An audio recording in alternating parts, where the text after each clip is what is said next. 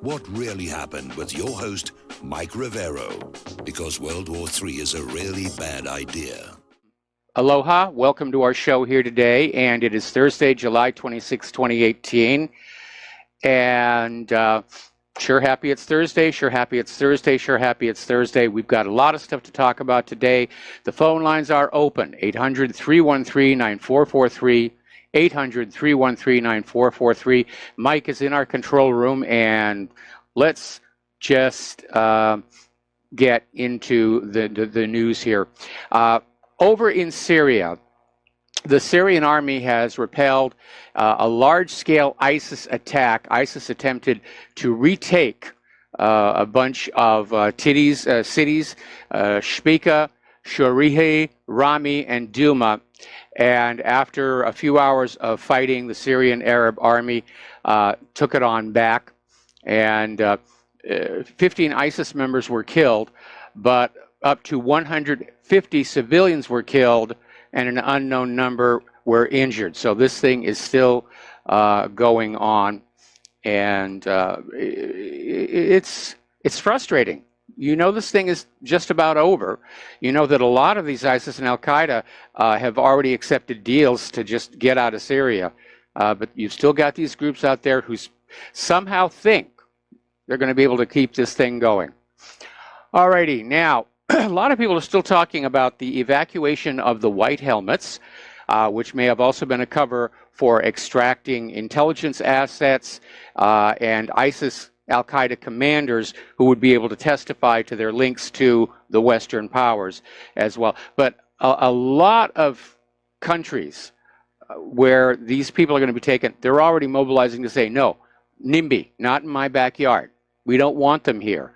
And basically, over at Sputnik, Gian Michalison, a columnist of the Italian newspaper Il Giornale, basically said that any country accepting the white helmets in is basically spitting in the face of all the EU terror victims.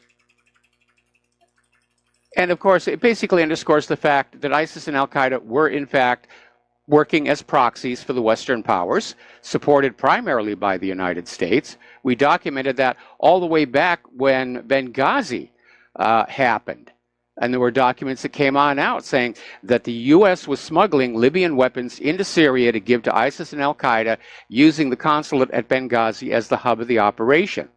And that got attacked and 4 people killed, and all the documentation conveniently was destroyed here. Now, over in Iran, the war of words is ramping up. Apparently, Iran's government has not responded very favorably with Trump saying he's ready to make a new deal, because they anticipate the new deal is going to be much more onerous than the one they already agreed to. Meaning that Trump wants to go after the long-range missiles because that's what Israel wants as well. Now, of course, the rhetoric is surrounding whether or not Iran could interfere with oil exports from the region going to other countries, which will no longer be buying from Iran due to the threat of more U.S. sanctions. So Iran's army chief is out there saying that the oil threat can be easily answered. Nobody is talking specifics. Obviously, in a force-on-force naval battle between the Iranian Navy and the U.S. Navy is going to win despite all the known problems with their ships. So Iran may be thinking about something else to basically close the Straits of Hormuz. But the rhetoric is just ramping day by day here. Turkey is saying to the United States, we will not obey. They're going to go on buying Iranian oil. And they're basically saying, we buy oil from Iran, we purchase it in the proper conditions, and the U.S. doesn't get to tell us who we will and will not do business with. And of course, it's the U.S. position that they can go all around the world saying what countries can do business with what countries. And already tensions with Turkey are high because Turkey has abandoned buying the U.S. air defense system and is now looking at the Russian S-400. So I imagine we're now going to be told that we have to go on in and invade Turkey because Erdogan is gassing his own people, or he's a terrible dictator, or he passes gas in elevators, or he's a really terrible dancer, or whatever excuse they're going to come up with on that one. We're going to do a shout out now to our on-air affiliates who are just now rejoining our network. Now, on Tuesday, Fox News host Tucker Carlson interviewed Colonel Douglas McGregor about what's going on in Iran. And McGregor basically came on out with a warning saying that the United States could easily repeat the Gulf of Tonkin incident false flag to get the U.S. into war with Iran. Now, for those of you who are not old enough to remember that, this happened all the way back in 1964. And there was an incident where supposedly the USS Maddox was fired on in the Gulf of Tonkin using torpedoes by North Vietnam. Now, in 2010, more than 1,100 transcripts from the Vietnam era were released, proving Congress and officials raised serious doubts about this information fed to them by the Pentagon and the White House. But while there was internal doubt within the government itself, the corporate media dutifully reported the official statements as if the veracity of the information couldn't be disputed. Oh, yes, we were being attacked, we were being attacked. And it didn't happen. It didn't happen. It was just another one of the many, too many to count, lies told to you by the government and the corporate media to get you to go along with wars of aggression. Now, over in Saudi Arabia, the Yemeni rebels have launched an attack on 2 oil tankers passing through the strategically important Red Sea shipping lane of Bab al-Mandeb. And Saudi Arabia has announced it will halt sending all oil shipments along that route, which means they'll have to turn north and take their tankers out through the Suez Canal. And that will mean for longer trips to some of their customers and clients. Now, over on the western border of Russia, Defense Minister Sergei Shoigu is saying that in the Western Military District since 2016, there have been more than 70 new formations and military units formed in direct response to what they describe as obvious NATO aggression, bringing more nations into NATO, moving closer to the Russian border, which breaks a promise that was made to Gorbachev, that NATO would confine itself to its current borders, at least as far as Russia was concerned, which at that point was the border of Germany. And of course, we've seen over the last 2 years how NATO is just throwing more and more arms and weapons into that region. And Russia is having to respond, and that's exactly what's happening now. Of course, you can count on the corporate media to reverse this and say, oh, it's Russian aggression. They're getting ready to aggress. They're putting in more weapons, and obviously they're up to no good here. Interestingly enough, and it shows how complicated and confusing geopolitics can be, Israel is deepening trade ties with China at a time when Israel's supposed best friend, the United States, is engaging in a tariff war. And the Pentagon is very worried because based on past history, Israel could become a backdoor through which China could acquire capabilities that it could not get in the U.S.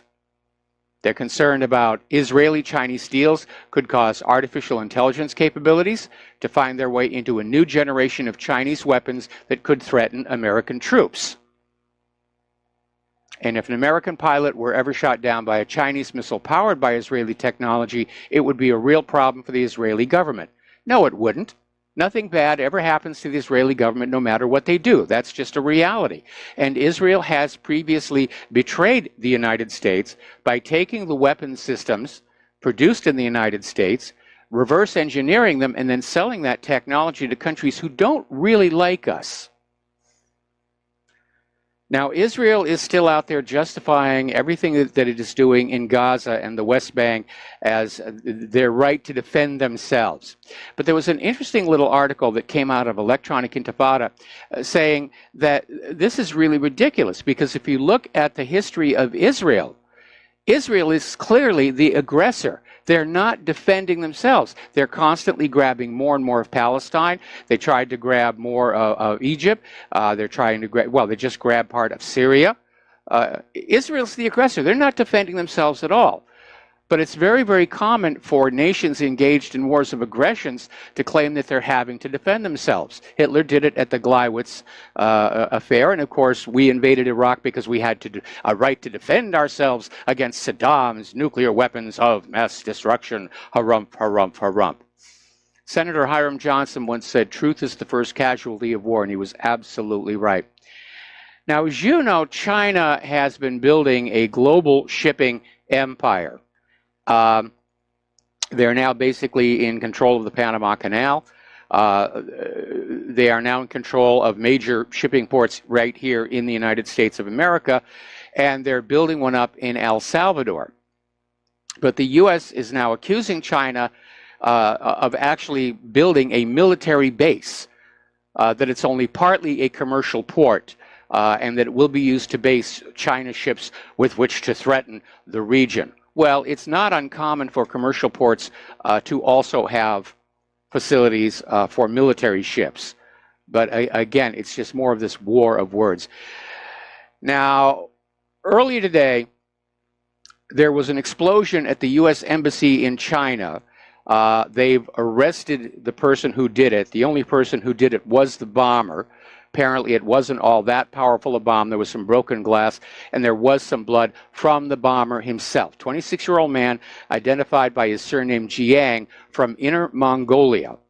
And the Beijing police said the explosion was a result of fireworks. Now, in Mandarin, fireworks is a very broad term that can refer to anything from sparklers to full-on high-powered explosives.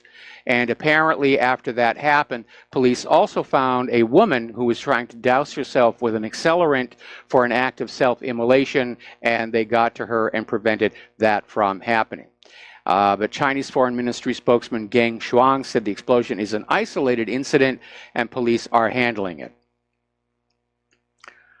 Now, North Korea reportedly plans to transfer remains of U.S. soldiers from the start of the Korean War tomorrow. In fact, it's actually, given the international dateline, it's going to be just hours from now. And it's the number of soldiers has not been specified, but they're starting the process, and the transfer is coinciding with the 65th anniversary of the 1953 armistice agreement that ended fighting. So, very symbolic moment there here. The U.S., despite all of the problems with their weapons and all of the economic hardships, is still trying to act like the world policeman. The U.S. is expanding overseas military presence with an additional 300,000 troops in 177 nations. That's a lot of people. It's like the Roman Empire with their garrisons and the legions to keep control over the empire, which ultimately didn't work on out. A lot of these nations, the ordinary people there, do not like having the Americans present. Okinawa is a good example. There have been a lot of incidents of the U.S. troops abusing women sexually, and the Okinawans would like the Americans to go, but the U.S. government and the Okinawan government have reached a deal, which probably involves a certain amount of monetary transfer, to keep these bases there. But we're stretched all over the world at incredible amounts of money here. Meanwhile, the U.S. has announced they're going to bolster their marine presence in Australia to tackle the threat from China. Ooh, China's the new threat. We've got to make stink face at China here. They are playing literally with fire. And of course, all of these people who are pushing their wars, they're just thinking about profits to defense contractors with whom they are invested. That's what it's all about. Members of Congress, members of the government, they have stock portfolios filled with stock from General Dynamics and Lockheed Martin and Boeing and all these other companies. And the more they can stir up trouble, the more money they're making. And the fact that some of your kids may be killed and crippled in the process, well, that's just the cost of doing business, you know, as long as we all get richer. So let's turn to the domestic politics. As you know, the House of Representatives is drawing up a document, has drawn up a document for the impeachment of Assistant Attorney General Rod Rosenstein. And it's rather interesting to see who's coming to Rosenstein's defense. And interestingly enough, on Fox News, I saw Alan Dershowitz earlier saying that it's silly to impeach Rod Rosenstein because you can't impeach somebody just because you don't like them. There has to be an actual crime that has been committed. But if you read the actual impeachment articles, they've made a very clear case for obstruction of justice with all the stonewalling, the defiance of subpoenas, the refusal to follow court orders to release documents. But interestingly enough, Speaker of the House Paul Ryan is out there rejecting these efforts to impeach Rod Rosenstein. And you have to wonder, why is Ryan protecting Rosenstein? Now remember, Rosenstein and that whole group of people are, shall we say, the first layer of the onion, leading down to this incredible core of rotted corruption surrounding the Clinton Charitable Foundation, espionage in the Capitol building, all kinds of other things. And so Ryan is apparently trying to prevent any more progress. They're subverting the course of justice here. First of all, by the Department of Justice refusing to turn over documents, which they're not allowed to do. Congress has oversight responsibility and rights to see those documents. If you think about it, our federal system of government is breaking down right now over this infighting. It's not functioning as it should. Now, the White House has announced, actually, White House Deputy Press Secretary Hogan Gidley told reporters on Air Force One that Trump has started the mechanism for pulling the security clearances from certain individuals. And saying that the president finds it inappropriate for somebody to go on television under the perception of legitimacy, integrity, and level false and baseless claims against another person without any evidence whatsoever. And there's also the issue about the continuing leaks and whether some of these people with these security clearances who are no longer working for the government are monetizing those security clearances by accessing classified information and then leaking it to the media. That is a very real concern. My concern is that so far Hillary Clinton is not on that list of people whose security clearances are going to be revoked, and she should be there. She should absolutely be there. She is not in government service any longer. She should not have access to classified information, especially with the history of how she handled classified information while Secretary of State. James Comey said it was carelessness. I think it was intentional. But regardless of which one it was, looking at that experience about how Hillary Clinton handled classified information, even if it was just carelessness, is why her access to classified information should be cut off right now. Okay, we're going to take a break for commercials. We'll be right back after these few words. And aloha, America. Welcome back to the show. We got some callers waiting on the line, and let's start with Peter in Los Angeles. Aloha, Peter. Welcome to the show. What's on your mind? Mike, it was just too juicy a topic for me not to call in about Israeli armed transfers. Yes.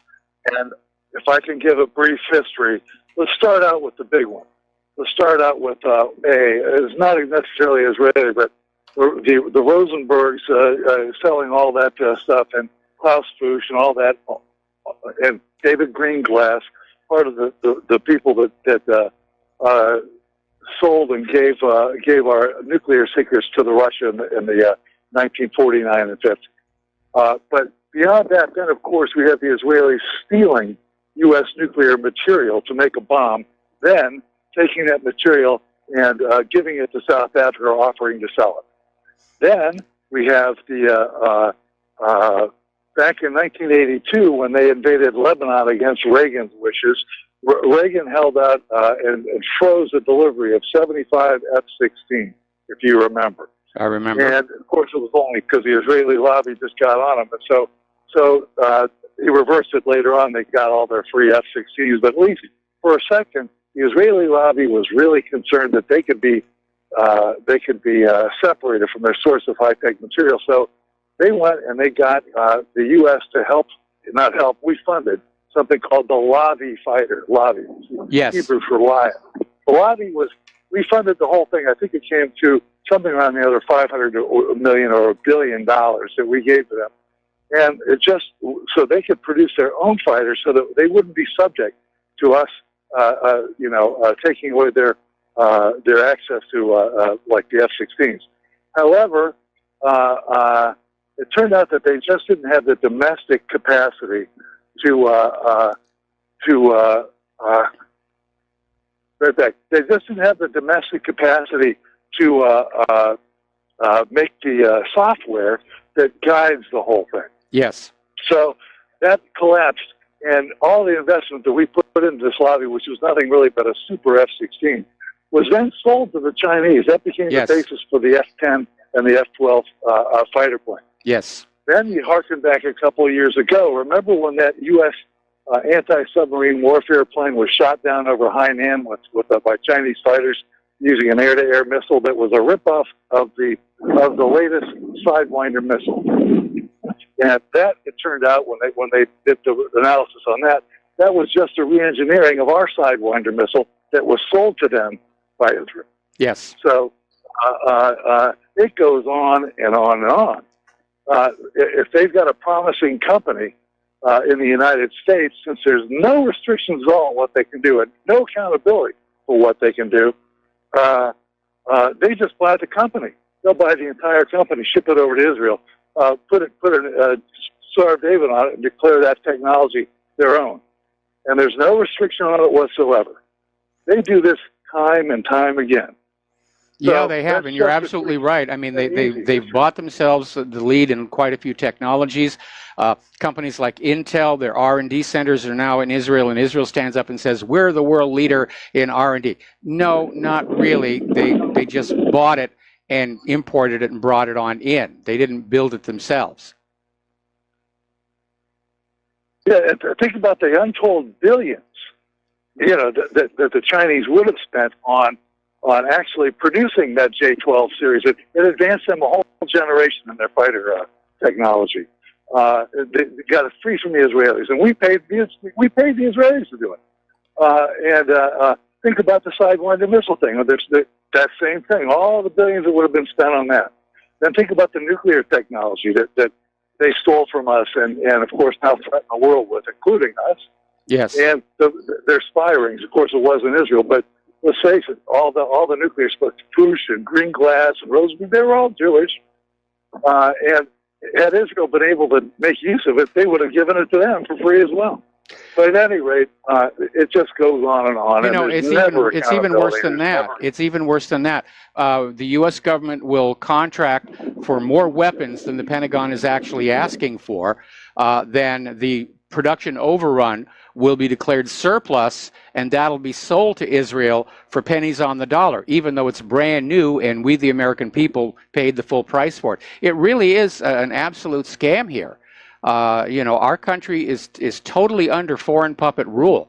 And that's why our government in Washington, D.C. does not care about quality of life in this nation or the American people or our infrastructure. They're in power there to basically strip mine this country for the benefit of a foreign power.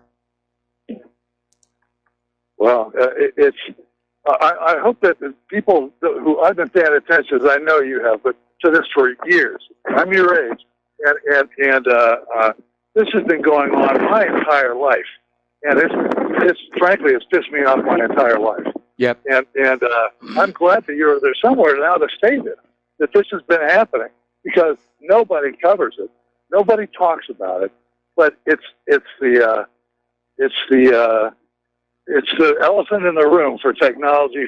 They'll take and sell anything to anybody. Oh, here's one more. So remember your thing with the Jackson Amendment, where they took our plans and sold it for yes, immigration to Israel. So I know I got to roll here, Mike, but thanks for letting me talk. All right, thanks a lot for the phone call. We got to take another break for commercials, and we will be right back. And aloha, America. Welcome back to the show. And we're talking about the articles of impeachment against Rod Rosenstein and how a lot of people are leaping to his defense. And you have to ask why. And my theory, of course, is that there is still this rotted core of corruption inside the federal government that ties up with the Clinton Foundation, with CIA drug running, with all kinds of stuff, and everybody's out there trying to protect it. And defending Rod Rosenstein is almost like a litmus test for who is and is not part of that dirty little cabal. And we were talking about how House Speaker Paul Ryan is out there saying he's absolutely opposed to this impeachment moving forward. And now we have Attorney General Jeff Sessions, who's out there saying, no, we shouldn't be doing this. And, you know, Congress ought to be focusing on things like illegal immigration and stop messing about with the Department of Justice. Well, I'm sorry, Mr. Sessions, Congress does have oversight responsibility for the executive branch, including the Department of Justice. And Rod Rosenstein is looking at those impeachment articles because he defied subpoenas, he refused to turn over documents, and he abused the Foreign Intelligence Service Act. And these are all impeachable offenses. But it is going to be interesting. We need to start keeping a list. You know, who is defending Rod Rosenstein? They are part of that corrupt cabal that lies at the heart of what's gone wrong with our government. Now, Robert Mueller, still not ready to give on up on finding something to get Donald Trump with, is apparently, according to the New York Times, starting to dig through all of Donald Trump's tweets, trying to build an obstruction case out of his tweets regarding the Russia investigation. That's how desperate Mueller is right now. He's going to go on out and he's going to find Trump's tweets where Trump is saying this is a witch hunt, and Mueller's going to say, see, he's trying to obstruct justice. He's trying to obstruct justice.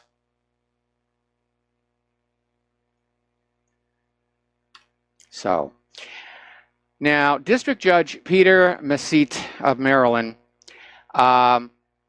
is allowing the emoluments lawsuit against Trump to proceed. And this was a lawsuit filed against Donald Trump a while ago regarding the fact that when foreign entities come to visit Washington, D.C., very often they will stay at the Trump Hotel, which apparently is one of the nicer ones in town, and therefore President Trump is profiting from his being in office. That's what the emoluments clause is all about. He's not supposed to be getting any kind of gifts or profits from doing his job. And they're moving forward with the lawsuit, but my recollection is that Trump had already defused this by basically saying that anytime any foreign diplomats or any officials who were visiting the White House stayed at the Trump Hotel, the proceeds from those visits would go to charity. But the anti-Trumpers are still out there just trying to do, they won't let go. They will not let go. And I think it's because that if Trump himself comes to understand what's going on inside the deep state the way that you and I do, he might be willing to do something about it. And I think that's the reason they've been so terrified of him ever since he came on in, because he's giving the deep state almost everything they want. He's keeping the war agenda going. He is trying to shut the border down, but so far that hasn't worked on out. The vaccine safety panel has pretty much gone away. We hear occasionally from Robert F. Kennedy Jr. On that, but it's usually buried down on page 34 underneath the astrology report. So why are they still after him? Because they can't count on him to protect the cover-up if he should somehow find out what's going on. I think it's one of the reasons why the White House staff are keeping Trump out of the White House. Have you noticed how much traveling he's doing and doing speeches? He's out there right now doing a speech at U.S. Steel. I think they're basically trying to keep him on the road, not give him the time to sit down and think things through. Now, as you know, this Maria Butina, she is an alleged Russian spy who was getting in close with various conservatives and the NRA. The FBI knew about it, did not warn them. And now she is being put on trial for operating as an agent of the Russian government without registering as such. And the U.S. government lawyers want a gag on the entire trial. And they're using as an excuse the fact that Maria's lawyer has made some statements to the press. And so Assistant U.S. Attorney Thomas Saunders is saying they will not issue discovery to defense attorney Robert Driscoll until there is a protective order secured on it, so that he can't talk about what he finds in there. Translation, there's something in the discovery that undermines the official story. First and foremost, the fact that the FBI knew of this lady's actions and didn't warn anybody. Were they using her? Is she a double? Was she part of the attempt to set up and compromise? So, now the poll numbers are not looking good for the Democrats in the midterm elections, which is why they're trying to flood in so many illegal immigrants and get them registered to votes. And it was only a few months ago, Democrats were talking about the blue wave of gaining 50 seats in the House of Representatives. And it's not looking like that. And the analysis is showing right now they're going to come up 1 seat short. So if at first you don't succeed, cheat. Apparently, that's what we know the Democrats do. They did it in 2016. They cheated Bernie Sanders out of the nomination. They tried to cheat Trump out of the presidency. Now, the White House has barred reporter Caitlin Collins from the Trump Rose Garden event that's coming up. And the reason for that, or actually I think it happened yesterday, the reason for that is that she has a habit of just shouting questions at President Trump at what would be considered inappropriate moments. And some of the other reporters do that as well. They'll just shout things at Donald Trump when he's trying to talk with foreign heads of state, or he's trying to give a speech, and they interrupt him. It's very rude. And so Caitlin Collins has been banned, and the corporate media is rallying around her. They're turning into the new martyr. And even Fox News President Jay Wallace put out a statement saying, we have strong support for CNN. It's another reminder that Fox News, which used to at least have some kind of impartiality, has now been brought into the fold of corporate media propagandists. Over at The View, and no, I didn't watch this myself because it's a ridiculous show as far as I'm concerned. They've had Cynthia Nixon and Alexandria Ocasio-Cortez on the show in the past few weeks for these very softball interviews, basically giving them airtime, giving them face time. And Obama advisor Valerie Jarrett appeared on yesterday's show for another conversation where host Joy Behar basically said that Jarrett has to get Obama to go on the offensive against Donald Trump, saying that this is an emergency. Obama's got to condemn him publicly. You can almost smell the panic here. Now, down in Guantanamo, as you know, they're coming up finally on the court trial of Khalid Sheikh Mohammed, who is accused of being the mastermind behind 9/11. Now, the defense lawyers are saying that because the CIA director Haspel has been making all of these inflammatory statements in the media and at her Senate confirmation hearings, that the trial is tainted. And they are basically asking the trial judge to either dismiss the charges or at least remove the possibility of a death penalty because of what they see as unlawful influence. Now, the only actual case they have against Khalid Sheikh Mohammed is a confession extracted under torture. They waterboarded this guy something like 180 times. They took his kids and locked them in these darkened metal boxes with biting insects, and made him listen to the kids scream. And only then did he say, yes, yes, I did it. That's their entire case. They don't have anything else at all.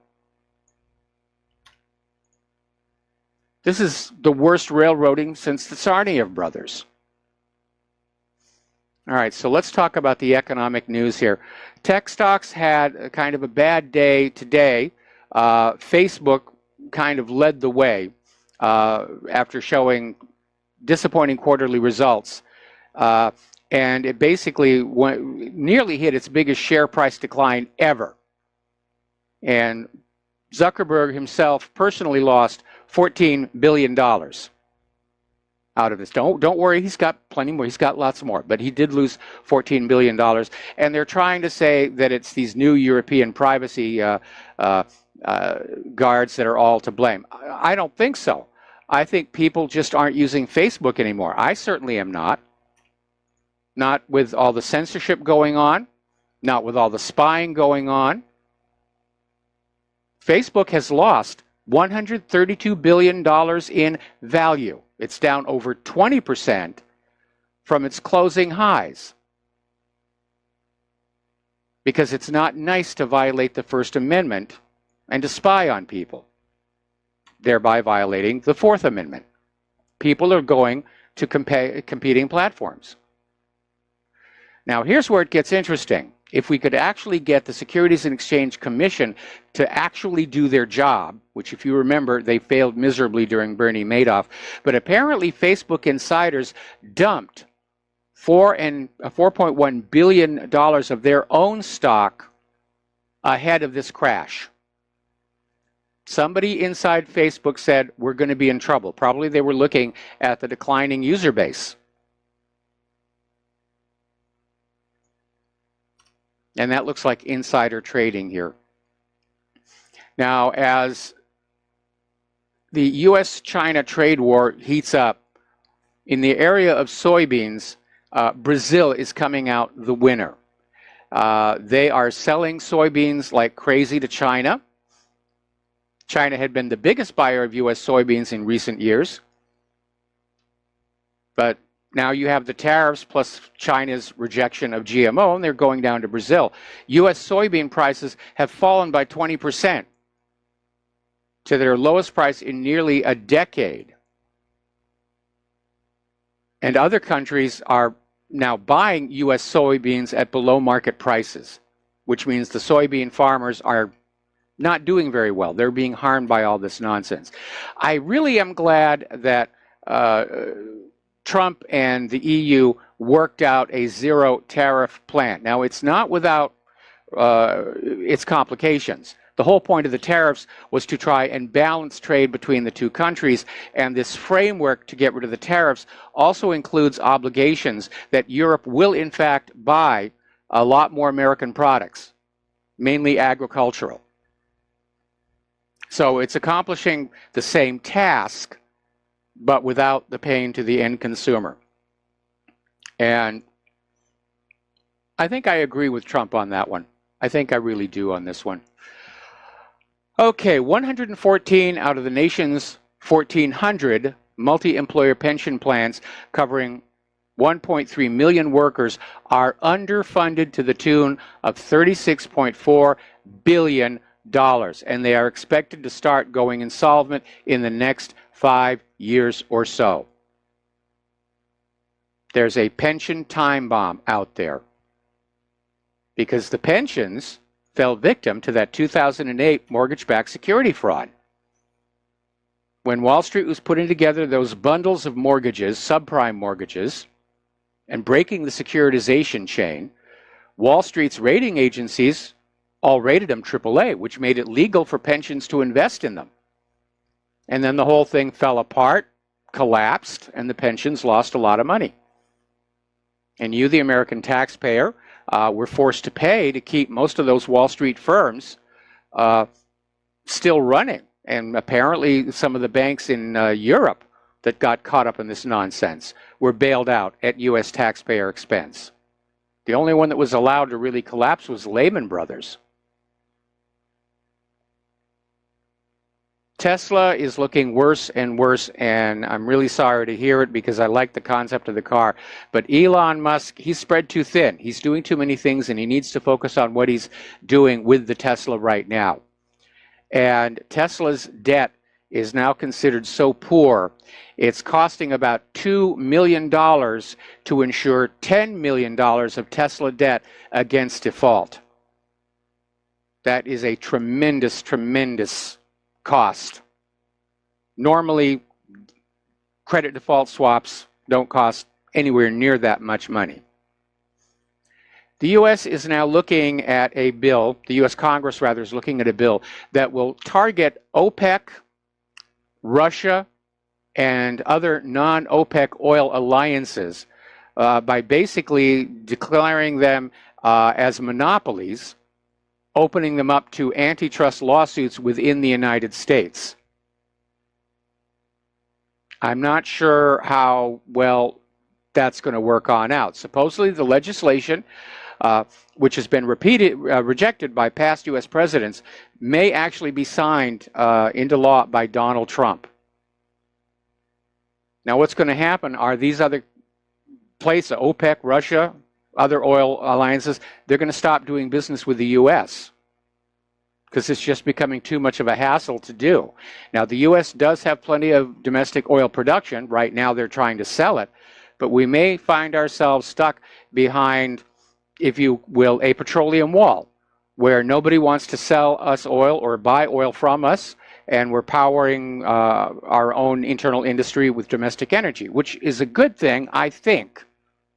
Makes us more self-sufficient, but of course it flies directly in the face of the plans of the globalists who want this nation over here providing all the oil, this nation over here providing all the electronics, and this nation over here providing all the automobiles, and this nation over here, in order to make us interdependent on each other. And that part of the globalist agenda is falling apart right now. We're going to take a break for commercials, and we'll be right back.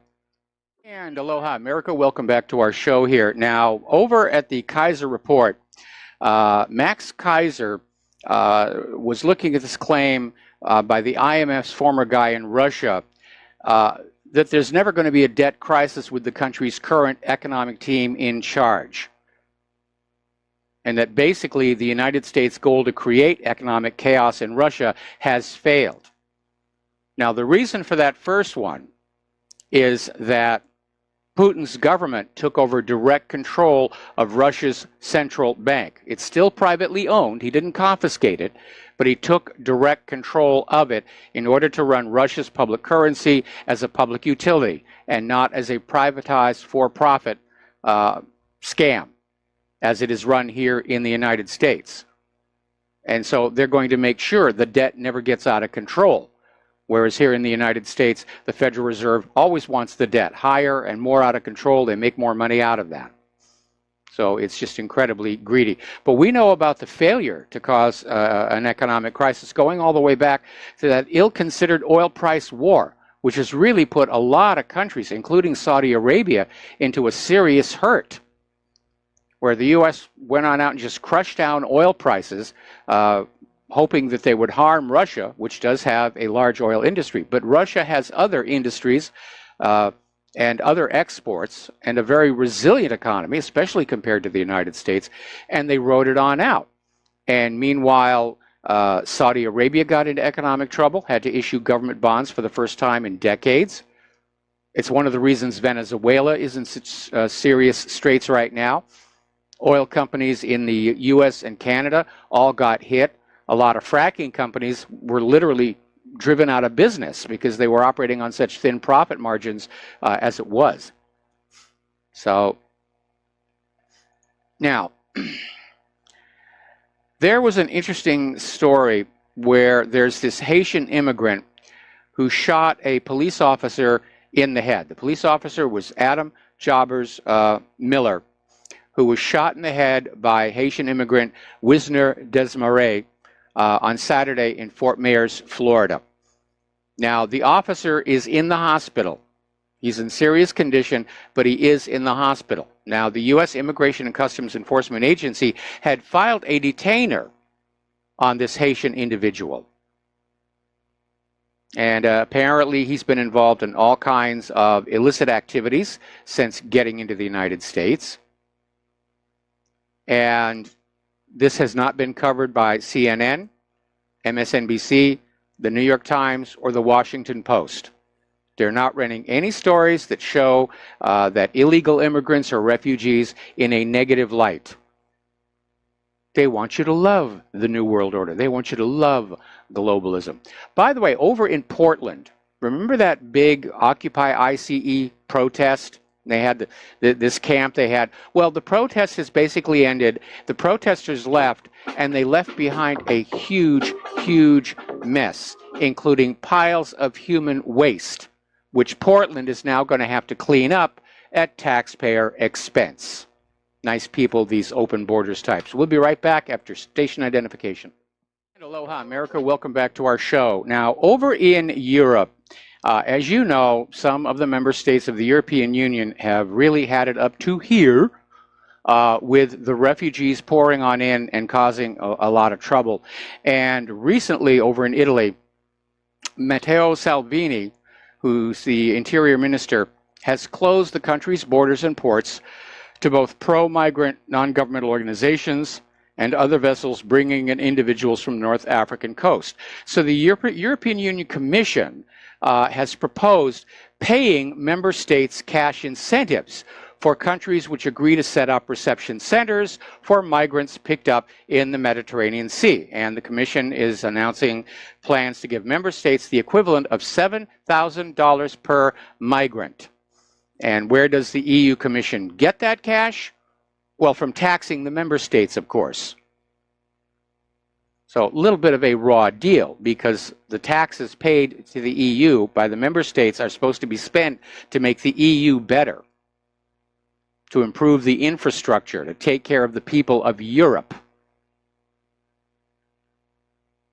Now, over in Germany, the number of radical Islamic Salafists has topped 10,000 for the first time.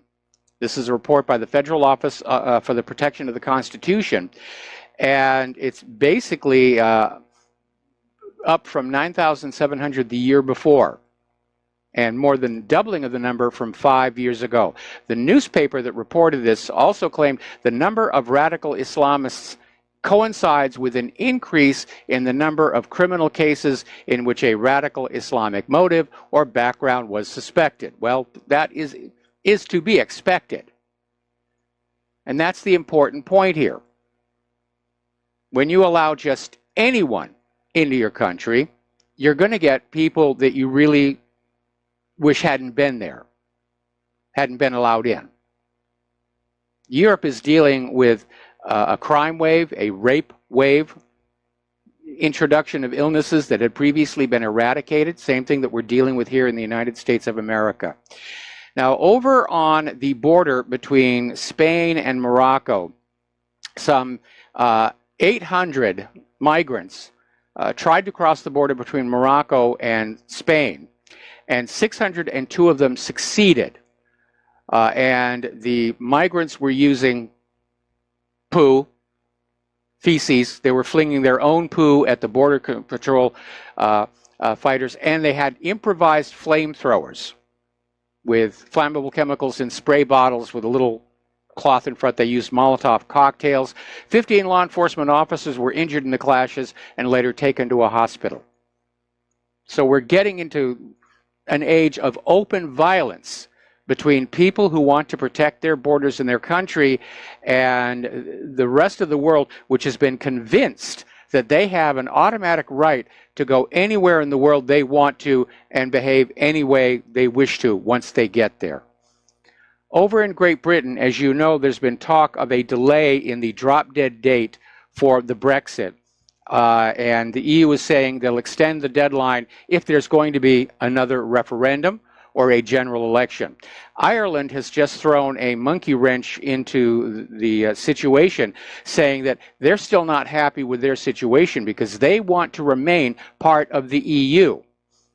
And so far, they don't have a way how this is going to work. Are they going to break away from the United Kingdom and be their own country again? Or is Great Britain going to have part of itself that's part of the EU and part that it's not? And they're saying that the Brexit could be delayed even further over these debates. Delay, delay, delay, delay, delay. All right, we're going to take a phone call. Dustin in New Jersey. Aloha, Dustin. Welcome to the show. What's on your mind? +8 white helmets for Germany. So you got to add that into the other German people that they're getting. Yep. That's all they're taking is 8. Well, that's I think good. Trudeau needs to be impeached or something. Yeah. All these countries know what's going on. You know, they know what's going on. The people are coming out again. Mike, are you going on YouTube? You've been reading through the message board? People know or starting to know what's going on when you're just reading through the message. They know these are ISIS. These are Al-Nusra Front. They're terrorists. Yes. They know. But what the heck can we do about it, you know? Besides, we all know about it, you know? We're in such a crappy situation where we're in this mode where a lot more people are finding out, but they're not listening to us because we're nobodies anymore, you know? Well, it's a shame. I'm seeing more and more articles coming on out whose point of view is simply that, you know, this open borders flood of refugees and illegal immigrants and current terrorists is a threat to the people. And the people have been relying on the government to keep them safe, and the government has failed. The government has basically gone over to the other side saying, no, we're going to bring more of these people in here. And I'm hearing more and more talk about vigilantism. And I don't want to see that happen because you're talking about, you know, people of a country who are not really well trained to go up against, you know, experienced terrorist groups going out into the streets.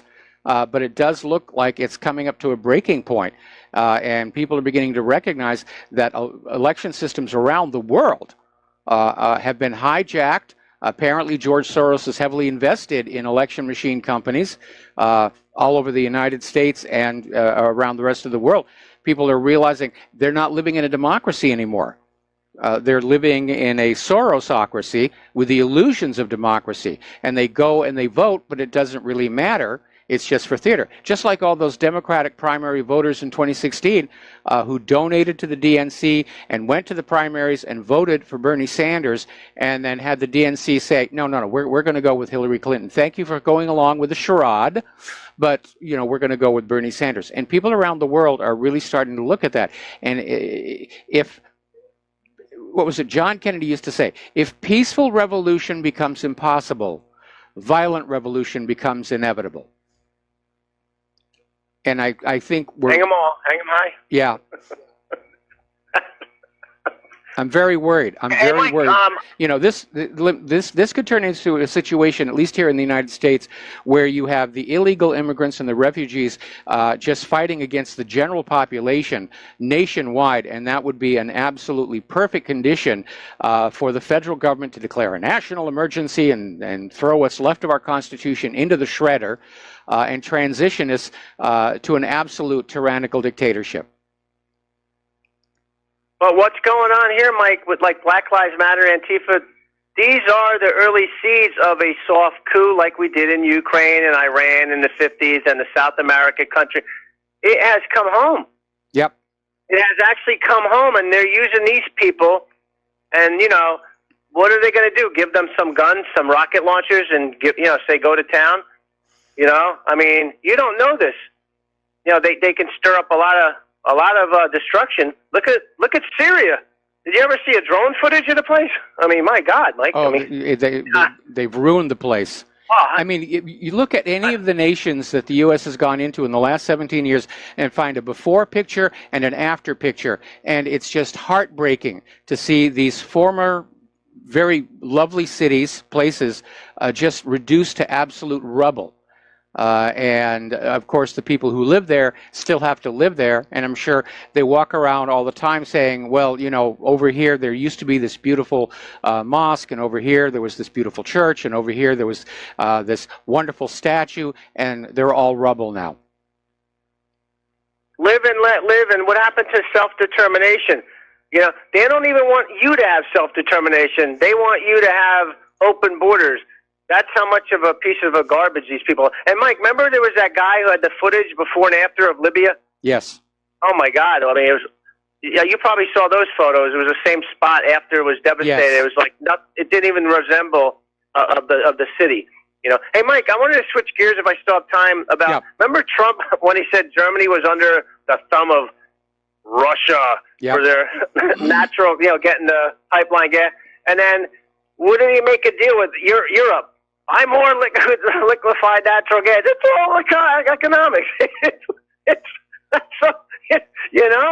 a joke. That's exactly right. I mean, the U.S. has ramped up domestic production of oil and gas in this country, including fracking and everything else. They're drilling into all the reserves. They're drilling off the coast. They're now putting out more oil and gas than Saudi Arabia can. We don't know how long that's going to last. But now that they're producing all of this product, they've got to find somebody to buy it, or they've got to force somebody to buy it. I'd say 7 years the U.S. has enough to push that out. Russia's still number one. I don't think we'll ever overtake Russia because they got untapped. And remember, Venezuela's got the largest, reserves? Yes. And so does Iran, the largest gas reserves in the world. So there's a lot of untapped potential over there. It's one of the reasons why we want Venezuela and Iran. It's not what we have, it's what they have, like to control it. Yeah, and Mike, make sure it's all traded for U.S. dollars. Exactly. Mike, real quick, I wanted to say, now I'm going to forget about the Trump with Junker. Junker looked like crap. Did you see him sitting next to Trump? He looked like he was Junker. But did you know Mercedes is going to supposedly close a plant in the U.S. that's 10,000 jobs? And BMW is too, and they're moving the plants to China. Yeah, I heard about that. Well, part of the problem is this new framework for zero tariffs with Europe. Automobiles are excluded, and Mike, I hate to say this, but maybe we should have one amount of money for just no reserve currency, or the basket should all be the same, and have free trade. But if I don't know, there's got to be a different system because it ain't working out, and it's going to get worse. It isn't. You know what I mean? The U.S. basically weaponized its status as the reserve currency of the world, but it's no longer exclusive because other currencies are now being used for reserve and for cross-border trading, and the U.S. is trying to stop that. Because without forcing the rest of the world to use U.S. dollars for cross-border trade and banking, there's hardly anything else keeping the U.S. economy propped up, or the value of the dollar propped up. The value of the dollar is based almost entirely now on its demand internationally for cross-border trade and banking. But that demand is in decline. That's why Russia just dumped theirs. They only got $15 billion left in, I believe, in their treasuries. What they have, treasuries. Yep. Yeah, that's it. So China's got, I think, $1 trillion still, or 1.2 trillion, or something like that. All right, thanks, Mike. All right, thanks an awful lot. We're going to let you go. We're going to do a shout-out to our on-air affiliates who are just now rejoining our network.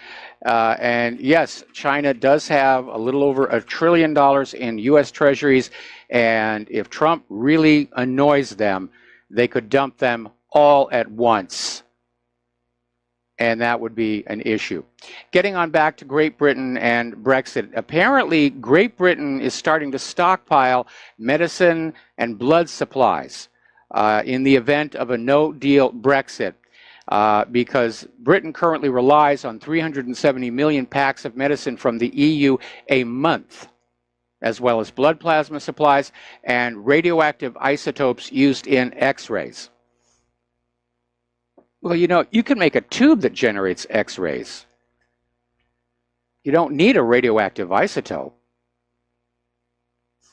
So basically, the British government is getting ready for a no-deal Brexit because they will be cut off from the EU. The EU has made that very, very clear. If Great Britain exits and doesn't make the EU happy, that English Channel is basically going to become a new wall, a new uncrossable zone.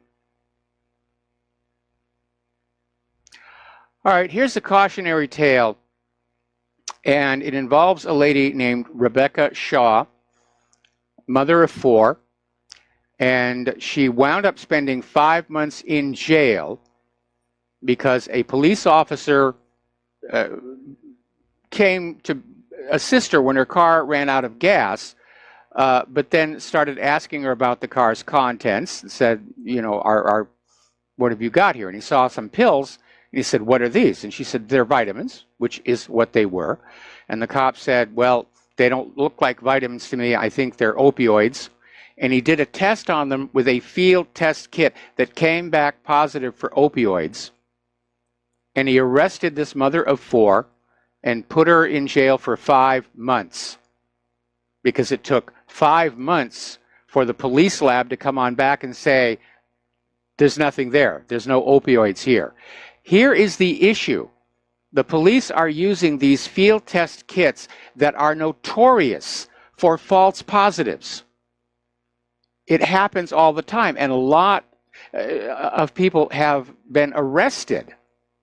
Apparently, there have been tens of thousands of people who've been even convicted and served time because the cases against them relied on these horribly unreliable field drug test kits, and the police labs didn't follow up as they are supposed to do.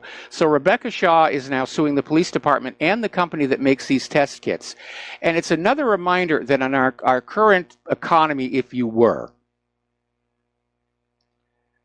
companies are allowed to manufacture faulty products as long as it's making money. And in this case, the faulty products are able to seriously disrupt lives. And even the company that makes them says they're 90% accurate, maybe. And so people will be arrested on these things. They'll be talked into plea deals. They'll get a felony on their criminal record. All because this company wanted to make a cheap little product and sell it to the police forces, and the police forces are using it here. All right, we're going to take another phone call. James in Sacramento, aloha. Welcome to the show. What's on your mind? James, are you there? Okay, he turned off.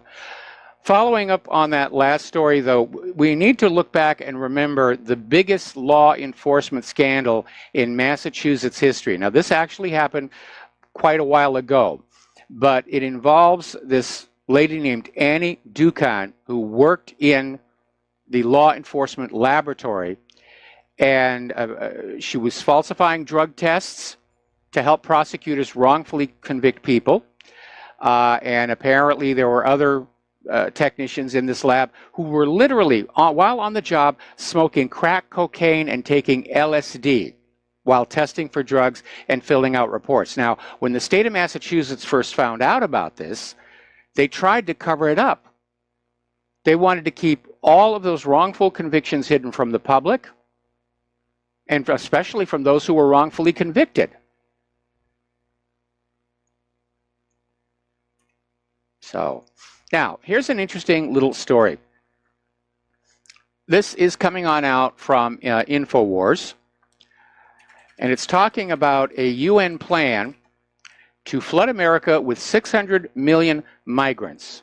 Now, that's almost double the current population of legal American citizens.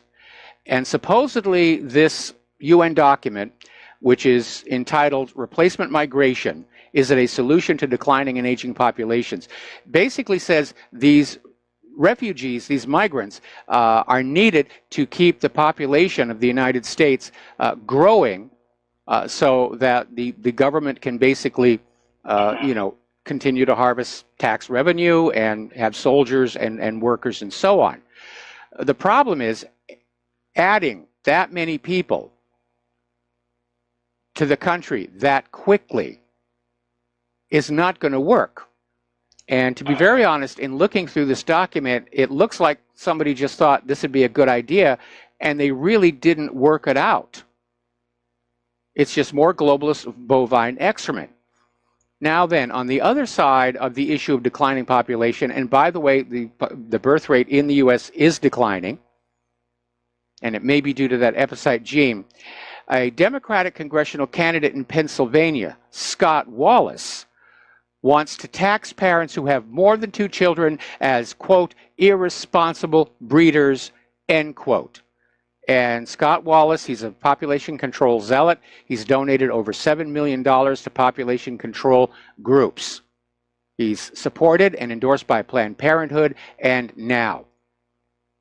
So if our population needs to be replenished, why are they trying to take us the other direction? Bring in migrants, get rid of the indigenous Americans? I don't know. We got to take a break for commercials. We got a caller waiting on the line, and we'll be right back. And aloha, America. Welcome back to our show here. We're going to go back to the phones, and apparently James from Sacramento is back here. So, James, what's on your mind today? Actually, Michael, I'm a different James from Sacramento. Oh, okay. Yeah, I've been listening to you for years, brother. Okay. I've never called in. I'm not a call-in person. Oh, hang on, I dropped you. Are you okay? Well, I got a little bit of a headache. Hey, I was just, listening to some stuff, and, this guy in Germany where he's from Nigeria, and he kills his wife and cuts his head off of his baby, and, it's just this crazy stuff from these people that are from those countries. One of the things I'm tripping on is, I understand a little bit about psychology and a little bit about sociology. And if you have a war for many, many years, and then people just get so, dead, they're emotionally dead to, the seeing people die and stuff. Yes. And I'm saying that because I grew up in L.A. Trust me, I've seen some bad shit in L.A. Yeah. Sorry about my language. I'm sorry. Yeah. I hear these stories, and that's one of the things I think about is, has anybody ever looked into that concept around where these people are just damaged? They're just damaged people. And I hate to say it, but I've dated a couple of gals that were heavily molested, and they were damaged. It was hard to get a relationship with them, you know. Well, trauma damages you. That's the whole point of trauma. Is you do carry that with you for the rest of your life, and it will affect you. And if you're living in a war zone, or if you're living in, in Los Angeles and gang area, you do become desensitized to it. And I remember about the time that Claire and I were thinking we should get out of Southern California because we were getting threatened over that Vince Foster case, there were two other incidents that had happened, which already had us thinking about maybe leaving that part of California anyway. And the first was just going out for a walk with the dog in the morning and seeing a dead body just right there in the middle of the road. And the second one was witnessing a shotgun killing in an argument over a parking space. So you see that kind of stuff. It does affect you. Dead from like some kind of drug addiction and stuff. It reminds me of that Neil Young song. Okay. Dead man lying by the side of the road. Yeah. Well, this one was in the middle. Paper flies. Anyway. It's just, I look at these immigrants that are coming into these countries, even our country, even out of Mexico and Central America. And they've been so indoctrinated from the time they were children, because it's been going on for a long time. All of this violence and this drug stuff. And I don't know what's going on in, Africa and North Africa, but it's obviously something that's really bad. And you grow up in those environments and you just become immune to it. Yeah. Or it's like when you serve in the military and you're over there and you do multiple tours of duty and you come on back and it's not. I remember back when I was in college, there was a big issue with some Marines who had just apparently blown a gasket and were committing fatal acts of domestic violence, and they said it's the Marine training. The Marine training was doing it, and again, the issue with any kind of migration is that you're not getting the best of the people from the source country. The people in Mexico who are making it, who've got businesses, who are not violent, who are doing well, they're not going to pull up stakes and move. We're getting the people who couldn't make it in their home country. We're getting the people who've been radicalized in their home country. They lived by violence in their home country. So what are they going to do when they get here? And the other thing that you always talk about, which is that we actually broadcast, oh, come up here and get free stuff. Come up here. So come up here and live the American way, get free stuff. And it does, and it entices them, and we don't get the best of the best, obviously. Yeah, but they don't come up here and live the American way. I'm sure that's what they're told, is they'll step across the border into America and they'll start living like Americans do. But they don't. If you go into the areas where they congregate, they go back to living as they did in their home country. They go back to old habits and old patterns. Michael, I got to tell you something. I've done a lot of work with people that are damaged, and they're Americans, but they don't live like Americans. They're damaged. They've got problems, and it's hard for them to deal in society. So, I can understand that someone from another country, it's harder for them to try to be an American as it is for somebody that's been born and raised here, that has their psychological problems because they're damaged. All right, James, thank you for the call. I'm going to have to let you go. One other thing I wanted to tell you was I wrote a poem. Okay, James, stay on hold. Stay on hold. We have to take a break for commercials. I will come back to you. And aloha, America. Welcome back to our show. And we're still talking with James in Sacramento. And James, you said you had one more thing you wanted to share with us. Actually, I didn't want to share that with you. I just wanted to let you know I was going to email it to you and see if Claire can do something with it, because I know she does her music stuff. Yes. And at least the way I title it is Kids Don't Cry Anymore. Well, I look forward to seeing it. I'm not sure I agree with that, because I've seen a lot of kids crying, especially the Democrats. Back on Election Day 2016. Yeah. Remember all those kids crying? Yeah, I look forward to you seeing it, so okay. All right. Well, thank you very much for the phone call. We're going to let you go. Aloha, brother, and mahalo. Aloha and mahalo. We're going to let you go. The phone lines are now open again, 800-313-9443. Now, the other day we were talking about this amazing ruling from the 9th U.S. Circuit Court of Appeals, which is very, very liberal, and they actually came down on the side of the Second Amendment. There was this lawsuit began right here in Hawaii, Young versus Hawaii, because local Hawaii law says a concealed carry or open carry permit is only issued once you've convinced the local police chief you're engaged in an activity where the urgency or the need has been sufficiently indicated and the applicant is engaged in the protection of life or property. In other words, confining the carrying of weapons to, for example, security guards. Ordinary citizens not allowed. And Young took this to the 9th Circuit Court of Appeals, who said the Second Amendment covers open carry of firearms at all times, no permit needed. And because it's a federal court of appeals, this sets a legal precedent that this applies in all states. Now, I think the more law-abiding people are seen carrying guns, the less likely it is the bad people are going to do anything. They'll just decide to go home and watch TV, or they'll go see a movie. They won't go into a shopping mall to use it as a giant open-air shooting gallery.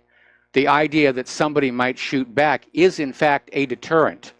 And again, go back to the example of Kennesaw, Georgia.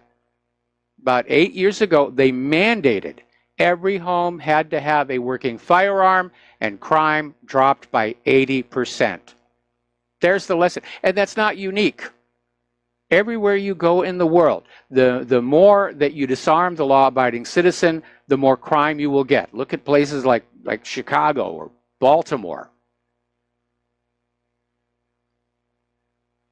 Where the law-abiding citizen is allowed to carry arms, crime goes down. The criminals go someplace else. They don't want to get shot. Now, as part of this settlement, actually, this is a Second Amendment Foundation brought a suit against the State Department regarding Cody Williams. And as part of the settlement, this was about the distribution of 3D printing data sets for various weapons. And they tried to shut him down, and the government admitted that data is not a weapon, and data is protected by the First Amendment. So they finally had a settlement. And part of that settlement was the government has now admitted that semi-automatic firearms below 50 caliber are no longer seen as military equipment or weapons of war. So the government is now admitting AR-15s are not weapons of war. And that is a major victory. And apparently one of Cody Williams' data sets is for a weapon based on the AR-15. So that's a victory for gun rights as well.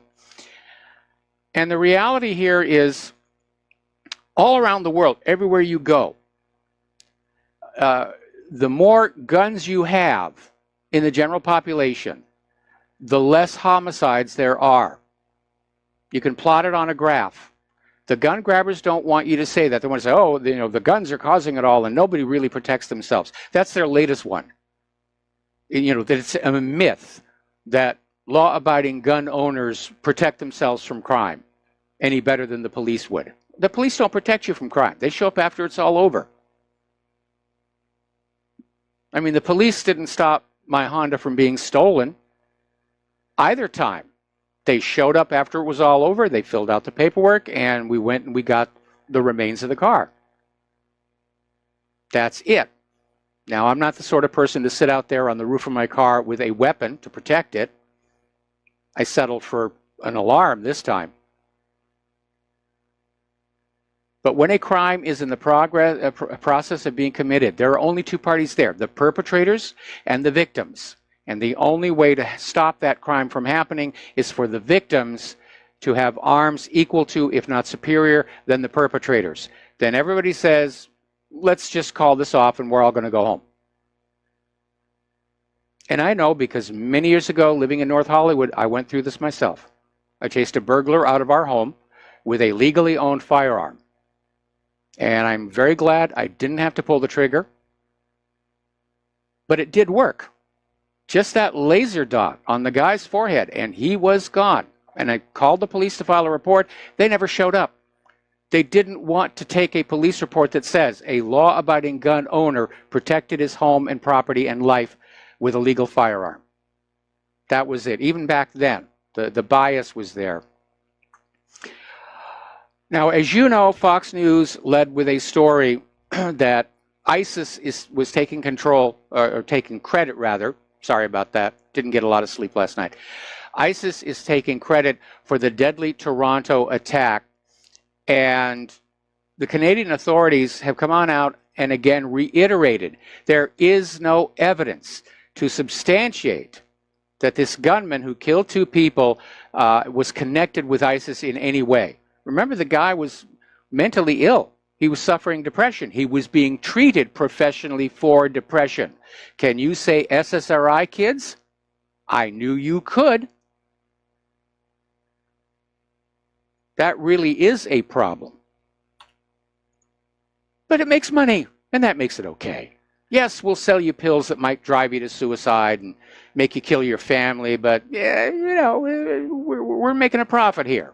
You don't want to get in the way of us making a profit. And by the way, if you look very carefully at those package inserts on a lot of medications, not just SSRIs, they'll say, yes, can cause serious depression, can lead to suicide. Even some of those glitzy TV commercials now, that voice at the end that's talking really rapidly, I'm starting to note where it says can lead to suicidal thoughts. Why are you even putting that medication out there if there is that risk? Now, yesterday we were talking about how the Washington Post was chastising Donald Trump for not immediately believing what U.S. intelligence agencies said about Russian meddling in the election. How dare you not believe them? And we went down a very long list of all the times that the CIA and the FBI have totally blown it. And I decided to enlarge the list today because basically back in 1996, right about this time of year, there was a private security guard who found an explosive device in Olympic Park in Atlanta, thereby saving hundreds of people from injury and death. And the FBI, without any evidence, turned around and accused him of being the perpetrator. And he was smeared in the U.S. corporate media, and it took them years to find the actual culprit, probably because they wasted time and energy harassing an innocent man. And they were making a big deal about the story because this was just about a week after the shoot down of TWA 800, I think, and they were looking for a distraction.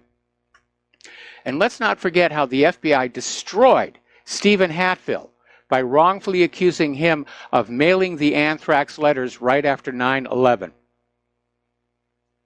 And they left off of him, and they went to another one, and then they dropped him, and they started on another guy who committed suicide, and the FBI said, oh, well, that's it. This guy committed suicide. It had to be him.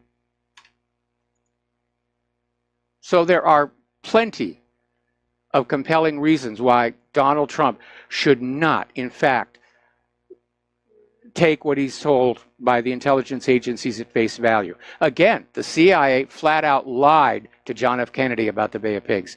All right, we're going to take a phone call. Jim in Michigan, aloha. Welcome to the show. What's on your mind?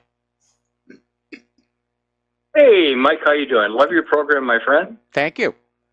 I was thinking that I know there are federal laws, correct me if I'm wrong, about employers hiring illegal aliens.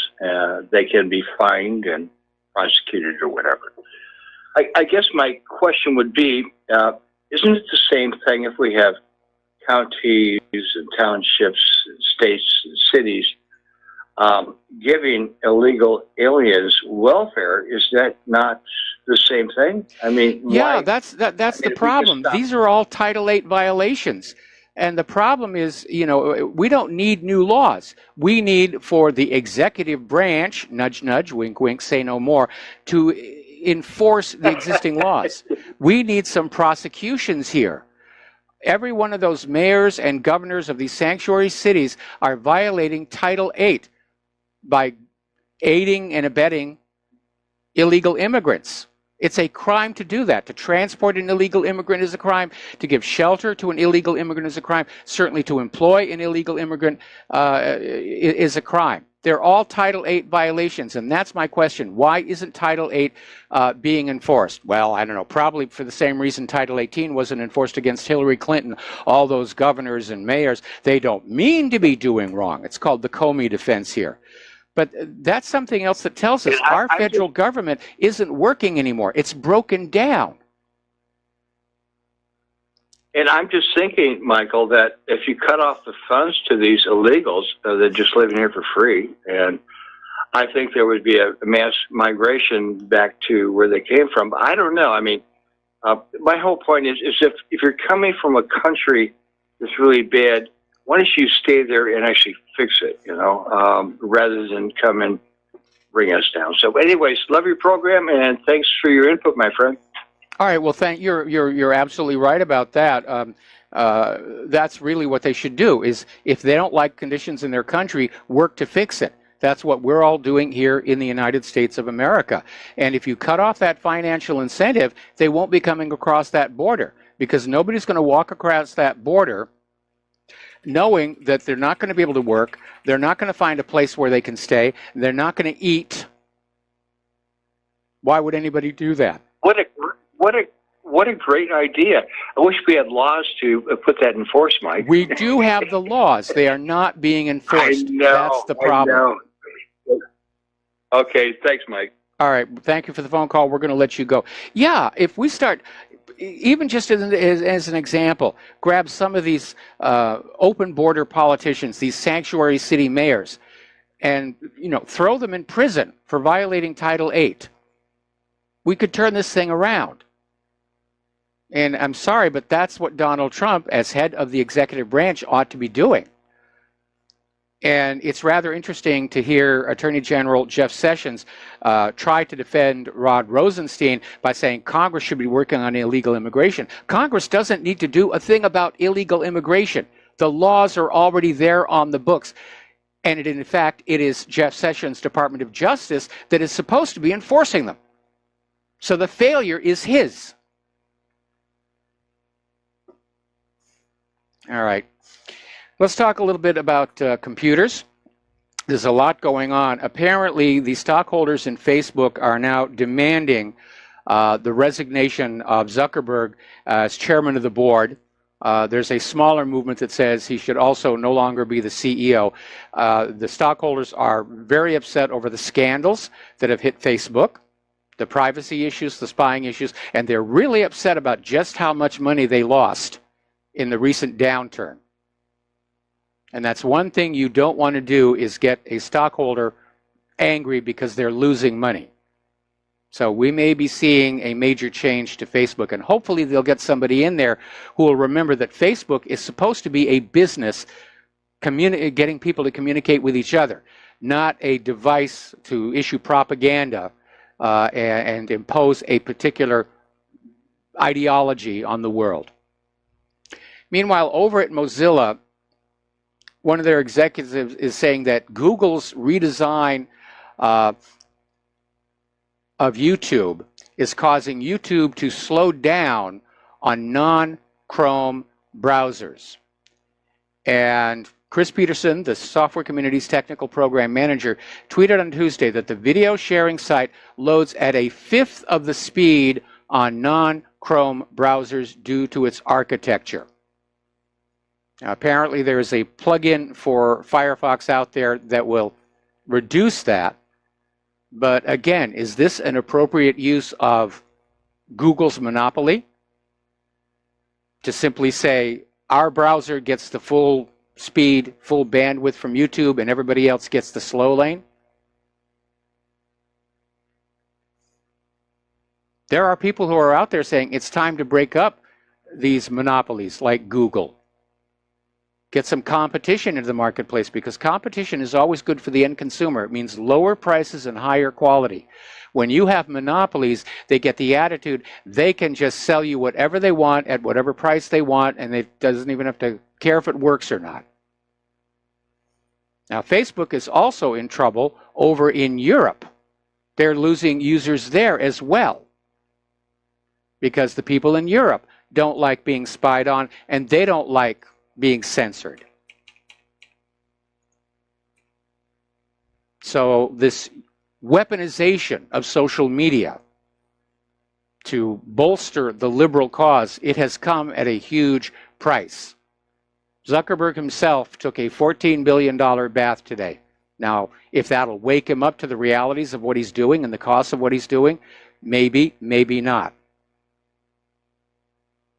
But more and more people are moving over to Yandex and DuckDuckGo and these other alternative sites. And as soon as I can, I'm moving from YouTube over to Real Video. I'm still waiting for a confirmation that my account has, my channel has been approved. And then I'm going to start moving everything over there. My live stream on this program, all of Claire's music videos, everything that we've done over the last 17 years on YouTube. Will be sent over to Real Video, and I'm going to close my YouTube channels. No more. All right. We're going to take a break for commercials, and we'll be right back.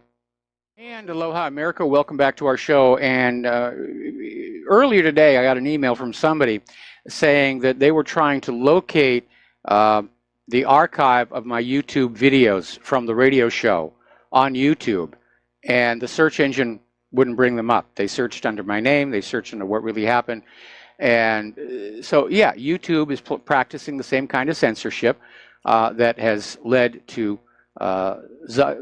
Facebook's downturn. And hopefully it'll catch up with them. Now, there is this underground network on the dark web called the Mayor. And it's basically how fraudsters communicate with each other. It's very well organized. We've gone way, way past the idea of just some script kiddie in his parents' basement hacking into a bank account and getting the money. It's very sophisticated. So the Mayor, this collective, they hack bank accounts and steal bank card details, which they then turn around and sell to other crooks. Now, you can basically go to the Mayor and pay a small sum, and then the Mayor hacks an account for you and transfers far more in stolen funds using Western Union. The customer is given a secret code to take to Western Union to collect the cash. This is just incredibly sophisticated stuff. And this was over in the Daily Mail. And maybe it's a good reason to stop using banks, but it's another reminder that here in the United States of America, at least, this kind of criminal activity seems to be very much tolerated. Unless somebody hacks into a government computer or some favored corporation, nothing's really being done. It's just running rampant. Now, Google has come up with an interesting way to deal with phishing attacks. Basically, on their work-related accounts, going back to last year, Google has issued physical security keys. Now, these are USB-based devices that are used to identify the employee to the work-related computer. There's no two-factor authentication process. Therefore, nobody can get a password and log in remotely. You have to have physical possession of that key to get into the machine. A while back, they used to call them dongles. I don't know why. But it does make a lot of sense. And in areas where I've wanted to keep information secure, I've used a USB key. So maybe it's time for passwords to go away and for people to have just this little tiny USB key on your key ring, because you're not going to leave it behind. Those are your car keys and house keys here. Now, over in New York, Cuomo has started unveiling facial scanning at the New York toll plazas, the toll booths. Big Brother surveillance. We talked about this the other day, where when you go through the toll booths, you are scanned, and you are then compared with databases. Turns out there's a problem with that, and I've been talking about it's not a mature technology. It's prone to failure. So the American Civil Liberties Union basically tested Amazon's facial recognition system. And the ACLU scanned the faces of all 535 members of Congress against 25,000 public mugshots using Amazon's Open Recognition API. Now, none of the members of Congress were in the mugshot lineup, but Amazon's system generated 28 false matches. A finding that the ACLU and anybody with common sense says raises serious concerns about the use of facial recognition. But it's the latest whiz-bang, and the police departments want them. You get to pay for them. We'll be right back. And aloha, America. Welcome back to our show, hour number 3. The phone lines are open, 800-313-9443. Now, over at Twitter, research has been confirming that Twitter's quality filter discrimination system is heavily biased against conservatives. And apparently Vice News went on in and they did a lot of searches and a lot of checks, basically searching for various liberal posters and conservative posters, and discovered conservative ones were definitely being suppressed. They were being shadow banned, but not the Democrats. And Twitter's come on out there on the defensive saying, well, you know, there are still bugs in the system here, of course, but the bias is just so obvious that now Trump has said there's going to be an investigation into Twitter's discriminatory and illegal shadow banning of Republicans. And I hope he spreads that to the entire social media industry, if you will, because it's been getting out of control. Now, Twitter apparently, as of last report, has said they're going to be revising the system to balance it out. But I think what needs to happen is these social media companies need to be defined in the same legal status as like the telephone system. It's just all about communication. And you're not allowed to basically impose your political ideology on a phone call. And you shouldn't be allowed to do it on social media. Now, PayPal is now starting to censor journalists who criticize Israel. And if you'll remember, many, many years ago here at whatreallyhappened.com, we had to go through that ourselves.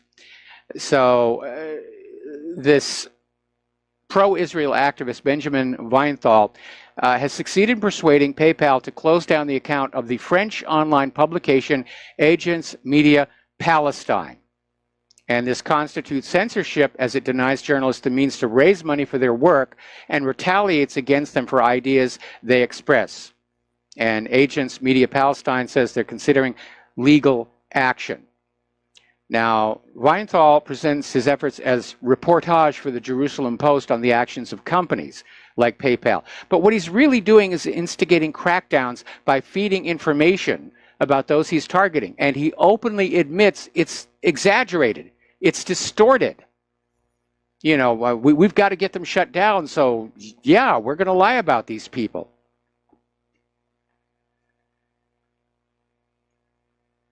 Now, part of the problem here is when you have companies like PayPal who will accept a complaint like this without verifying it for themselves. Now, I'm being banned on Wi-Fi feeds on AT&T and various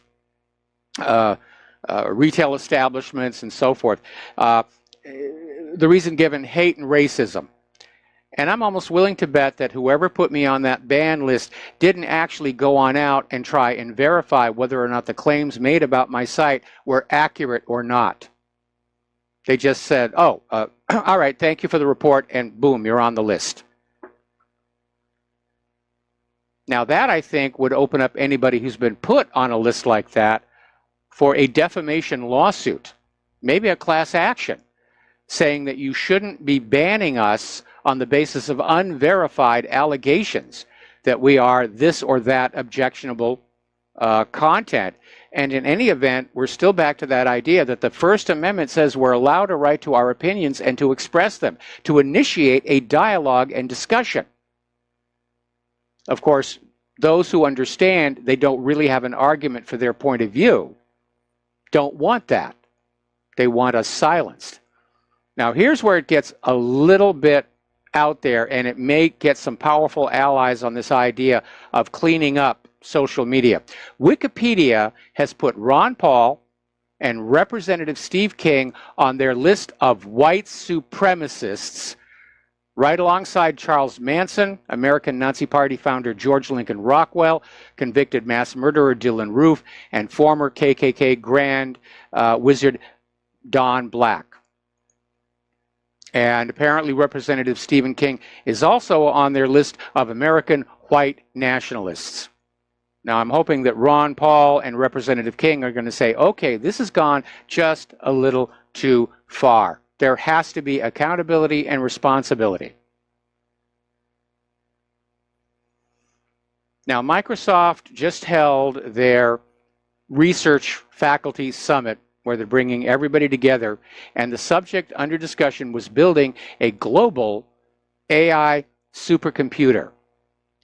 And they're talking about a network, they're talking about an intelligent cloud and an intelligent edge. The data is pre-processed at the edge and shipped in a filtered and aggregated form to the cloud. In the cloud, the data is analyzed and used to train models, which are in turn deployed to both the edge and the cloud to make decisions. This way, computing and AI are infused into virtually all processes of our daily life. The result is a supercomputer at global scale composed of billions of devices with microcontrollers at the edge and millions of servers in the cloud and at the edge. I don't know about you, it sounds suspiciously like they're trying to build Skynet, which would be a bad thing. We're going to do a shout out now to our on-air affiliates who are just now rejoining our network.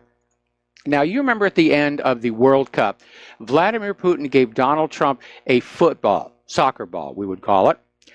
And it turned out it had a microchip.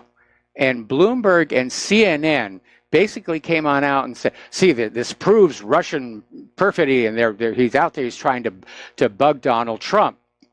Well, it turns out that the chip was actually put in the soccer ball by its maker, Adidas.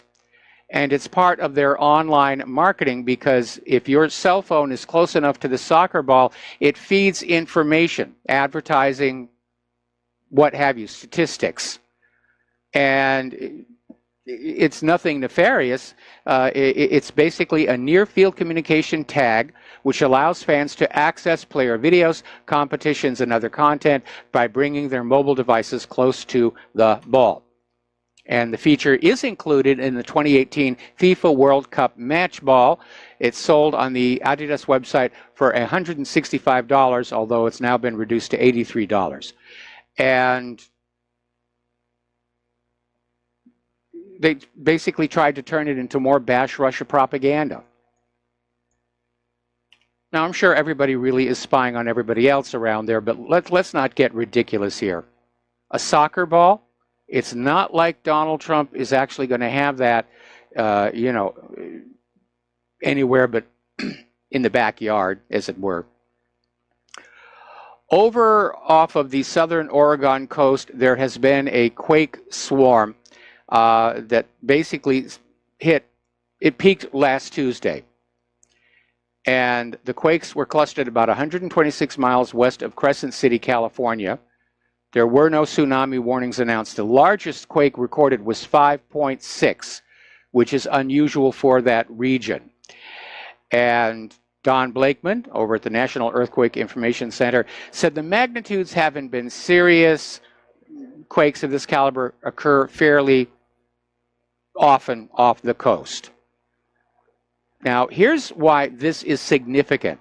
Because looking at a map of the location of these quakes, they're happening along the Cascadia Fault, which is actually under more pressure than the San Andreas Fault. And geologic evidence shows there have been massive tsunami-generating quakes along that fault system in the past. Now, here in Hawaii, our volcano is still volcanoing. It looks like it's about to take out a small harbor facility, port facility for recreational boats. Residents on the Big Island have been warned to stay indoors because the levels of sulfur dioxide are now rising. And as far as the summit of Kilauea, there's this almost regular as clockwork, increase in seismicity, then a collapse event, increase in seismicity, then a collapse event. And the magma is still apparently draining out from under Kilauea, out through the vents into the ocean. Here is where there is an area of concern. We don't know exactly, or volcanologists don't know exactly, how big that magma chamber under Kilauea crater is. If it is sufficiently large enough and it empties totally, that entire summit could collapse into a caldera. And there could be a significant displacement of material into the ocean, and that could cause a tsunami. That's always been an area of concern. If you look very closely at Google Earth photos of that part of the south flank of Kilauea, you can see where there's actually a fissure running along the bottom. And the land below that fissure has been moving very, very slowly toward the ocean. And in many ways, it's not unlike the situation you have at Cumbre Vieja over in the Canary Islands, where a big portion of that volcano has sort of slid partway down and then come to a stop. And were there to be a major eruption there, the concern is that could also plop into the ocean and cause a tsunami. And if you look at the floor of the ocean around Hawaii, you will see that there have been many times where big chunks of the island have simply broken off and fallen into the ocean, and they would produce mega tsunamis. Hopefully it's not going to happen here, but a lot of people are very nervous. And a major slump of the Kilauea summit would probably destroy Volcano House, probably destroy the buildings for the Volcano National Park, and probably a lot of damage over in the village of Volcano, which is right there as well. So we'll see what's going to happen, but you know, Mother Nature is at work. She's proving she's still the boss. And I guess we didn't take enough gin up to Madame Pelly when we went to visit, because that apparently is what you appropriately sacrifice to Madame Pelly, is gin. You just pour it into the little crack there. We just took a little, one of those miniature bottles. I should have taken a gallon. It's all my fault here. Now, there are other volcanoes that are showing signs of increased activity. Now, the U.S. Geological Survey is still out there insisting there is overall no increase in volcanic activity. Just everybody stay calm, go to work, pay your taxes, do what the government tells you here. But over at Anak Krakatau, the activity there is starting to increase. There have been 3 eruptions in 12 hours at Agung, which is in Indonesia, and a Strombolian eruption at Mount Etna in Italy. So the earth is rocking and rolling there. All right, let's talk about some medical issues here. This is a very alarming story. It's out of the Daily Mail in Great Britain, and it says that pregnant women have more than 50 gender-bending chemicals in their blood. Substances that are linked to birth defects and harm a baby's development in the womb, according to this recently released report. And they're talking about chemicals like parabens, which are used as preservatives in cosmetics and skincare. It mimics estrogen. It can cause cancer, weight gain, and reduced muscle mass. BPA, which is added to store receipts to make their writing darker without using inks. It reacts with gestrogen and thyroid hormone receptors. It's been linked to infertility, autism, and ADHD. Then you have triclosan, which is an antibacterial used in soap, body washes, and toothpaste. It's associated with reduced heart health and an underactive thyroid. So they're saying these chemicals may hinder fetal development and cause birth defects.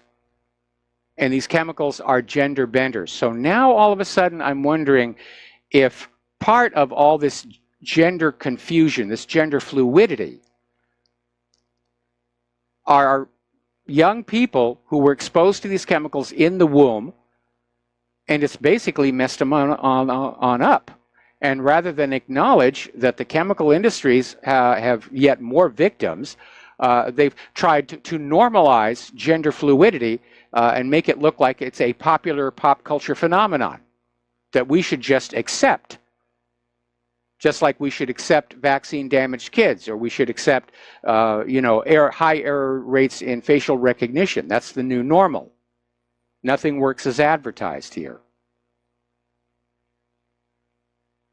But that is very alarming, that pregnant women are being exposed to these chemicals, knowing these chemicals can cause all kinds of harm.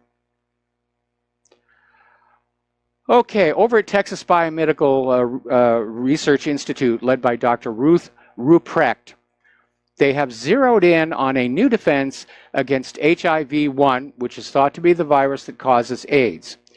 And apparently they treated an animal, test animal, with what's called immunoglobulin M for the first time, and it does seem to protect against HIV-1 infection. In other words, they're coming up with a new vaccine for HIV-1, not a cure for HIV itself. The big money is in vaccines and treatments. Nobody wants to find a cure for anything. That's bad business model here. And similar sentiments are expressed in this story from VidRebel. You do not have health care. You suffer under disease management control. And it starts out asking, does your doctor talk to you about a plan to help your body build 1 billion new healthy cells a day to maintain good health? Because your body has to build 1 billion new cells a day. Now, American drug companies have 100 drugs to manage the disease known as hypertension. And a lot of it is marketing. And an American doctor will usually consider any blood pressure above 120/80 to be abnormal and sufficient cause to write you a prescription. But in Europe, they don't treat anyone for high blood pressure until it goes over 180. In India, doctors think any blood pressure under 140 is dangerous. And that reminds me of something that happened all those years ago when I was working in Australia. And I was down there and I had a slight whoopsie and I had to go to the doctor. And as is usual, they took my temperature and they took my blood pressure. And I said to the doctor, I know the blood pressure is going to be a little bit high. And he says, no, looks fine to me. And I said, my doctor at home says I have high blood pressure. And he goes, oh, you Americans, your standards are too high. So it's different all over the world, depending upon who is pushing what product here. Now, for those of you being extorted to get the flu shot this year, there's a report out in the New England Journal of Medicine that estimates this year's flu vaccine was only 10% effective against influenza A. But it makes money, and that makes it all right. It makes money. That's all we care about anymore in the United States. That's what makes America great. Profiteering, profiteering, profiteering. Over in Pennsylvania, the Department of Health is stepping up efforts to get people living near nuclear power plants prepared to deal with issues. And the health department is distributing free potassium iodide tablets on August 9th to those who live, work, or attend school within a 10-mile radius of one of the state's 5 nuclear power plants. Now, as you know, when Chernobyl blew, the Russian government was handing out potassium iodide to the people as they were being evacuated, which didn't help all of them survive. So my question is there something about these power plants that is leading the health department to do this? And would it not be better to deal with the problems of the power plants? If they're no longer safe, it's time to shut them down. Nuclear power plants only have a limited lifespan before the neutron flux coming out of the reactor core starts to weaken the metal in the pressure vessel. And there's no way to undo that. And at that point, the reactor has to be decommissioned.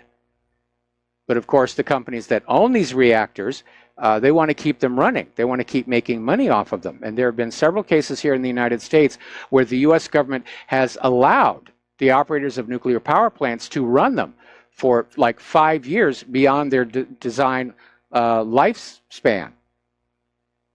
And they're risking danger here, all for the sake of more profits. All right, we're going to take another break for commercials. Join us on the air, 800-313-9443, and we'll be right back.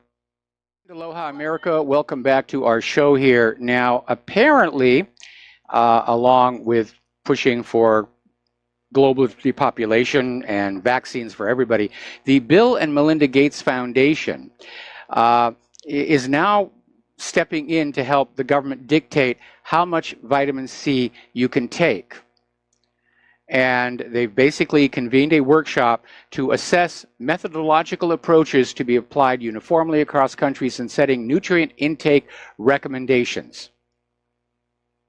In other words, they want to limit vitamin dosage amounts. We know you need this much, you don't need any more than that. Now, this is very, very transparent here because there's been a lot of research showing that high levels of vitamin C are very effective cures against many diseases. But right now, there is this push to basically keep us all dependent on big pharma, to not allow us to have vitamin C megadosing, to not allow us to have kratom, to not allow us to have medical marijuana. Because if you can make it in your backyard, then you're not supporting the U.S. economy. Everything has to be commoditized. This age of self-sufficiency and doing for yourself and growing for yourself, that's utterly ridiculous. So that's where they're going on that one. So I imagine that probably the Gates Foundation, if not the Gates family themselves, are probably heavily invested in pharmaceutical stocks. Over at Kraft Heinz, they have recalled their Taco Bell cheese dip over a botulism risk, and they've pulled more than 59,000 jars, saying they may contain bacteria, which, Botulism, of course, can cause paralysis and even death. It's very serious stuff. So this is Taco Bell salsa con queso mild cheese dip. And the dates to look for, if you have this in your closet, if the dates, if the best used by dates are anywhere between Halloween of this year to January 23rd of next year, you need to take it back to your supermarket. Now, they've already pulled them off the supermarket shelves, but people may have already bought this stuff. So you want to keep on. Again, this is Taco Bell salsa con queso mild cheese dip. So now here's an interesting little story. Glaucoma, as you know, is a serious issue that affects vision, especially in the older people. And researchers have found there is a compound in turmeric that could actually help deal with that. And apparently trials showed that eye drops containing curcumin, which is what gives turmeric its yellow color, slashed the loss of crucial retinal cells in rats. So hopefully that will be available to us humans in the very, very near future. But again, a natural compound that was out there. Now, over in the European Union, there's been a big ongoing debate where Big Ag is out there developing more and more ways of genetic engineering, but at the same time, it's trying to propagandize the public that this really isn't GMO. They've been trying to sell this idea that GMO is no different than nature, which is complete and utter nonsense. And finally, the European Union has come on back, and it said that genetic engineering is genetic engineering. And if you're playing with the DNA, it comes under the heading of genetic engineering, and whatever you're producing comes under the heading of a GMO. So at least in that area, the EU is showing a lot more spine towards the Big Ag than our own government does, which is fully on board with GMO being sold everywhere without being labeled, and saying that, yeah, absolutely, GMOs are not harmful. That's the official word on it. And anybody who says that GMO might be harmful, well, that's just pseudoscience, and it justifies us kicking them off social media. But genetic engineering is, in my opinion, the most dangerous technology we have ever played with, even worse than atomic energy. We're tinkering with the code of life. And especially when you see how reckless corporations have been in other areas like vaccine manufacture or facial recognition systems. The cost of a mistake in genetic engineering could be an extinction level event. And maybe that's a reason why we have never been visited by an advanced alien civilization. Maybe all intelligent civilizations reach this point where they're able to start tinkering with the code that makes their life operate, and they make a mistake and they destroy themselves, and that's it. It's something to think about, but it is very, very dangerous, and once it's out there in the wild, you can't get it back. I'm still worried about that epicyte gene. I'm still worried about that a lot. All right, we're going to take a break for commercials, and we will be right back. And aloha, America. Welcome back to our show here. Now, a while back, of course, we were talking about this incident where this baker was sued for refusing to bake a wedding cake for a gay couple because of the baker's religious convictions. And I commented at the time on how common sense would simply say for the couple, you know, we'll go find another baker. But instead they sued, put the guy out of business. And it's kind of like this hair trigger reaction, you know, do what we want you to do, or we'll sue you out of business. It's lawfare here. Well, in that case, that was a conscious decision by the baker to do that. And again, I remember a time where businesses in the United States did maintain the right to refuse service to any customer. And I don't know when that went away. Over in Dublin, Ireland, there's a somewhat different story. There's a barber who's been ordered to pay 5,000 euros to a transgender man after being found to have discriminated against him when refusing to give him, quote, a short back and sides. Now, this transgender man, Lee McLaughlin, and by the way, I've seen a picture, and he doesn't look like a man. But he told the Workplace Relations Commission that when he sat down to have his hair cut at Charlie's Barbers in Nut Grove Shopping Center, the barber, mistakenly believing he was a woman, replied, "I don't do ladies' hair." And again, the common sense situation would have been, okay, well, thank you, I'll go find someplace else. But no, instead, complain, complain, sue, sue, cause all kinds of problems. Now, Claire Fox was out there talking on Generation Snowflake, saying that we seem to be in an age where children are being raised to be anxious, fragile, to see themselves as powerless victims, perfect sheeple, and on a hair trigger to be offended by anything that happens in front of them, thin skins. And again, I saw the photo of the transgender man, and I can understand exactly why the barber thought he had a woman sitting in his chair. Now, in Ireland, a barber shop is for men only. Women normally go to beauty shops. So it was an honest mistake on the part of the barber, and still he got sued. I think this Lee McLaughlin, if we hadn't been dealing with this hair trigger offensive situation, could have simply said, no, I'm actually a man, I'm transgender. And the barber probably would have said, oh, okay, fine. I'll do the short back and sides. And it just got spiraled out of control, trying to make the point about transgenderism is here. And if that other story about how pregnant women are just loaded up with all kinds of chemicals from our environment, from our cosmetics, from our cleaning products, from our soaps, that cause gender issues, then we may be looking at another case of damage caused to human beings from corporate malfeasance being dressed up to look like it's a political movement.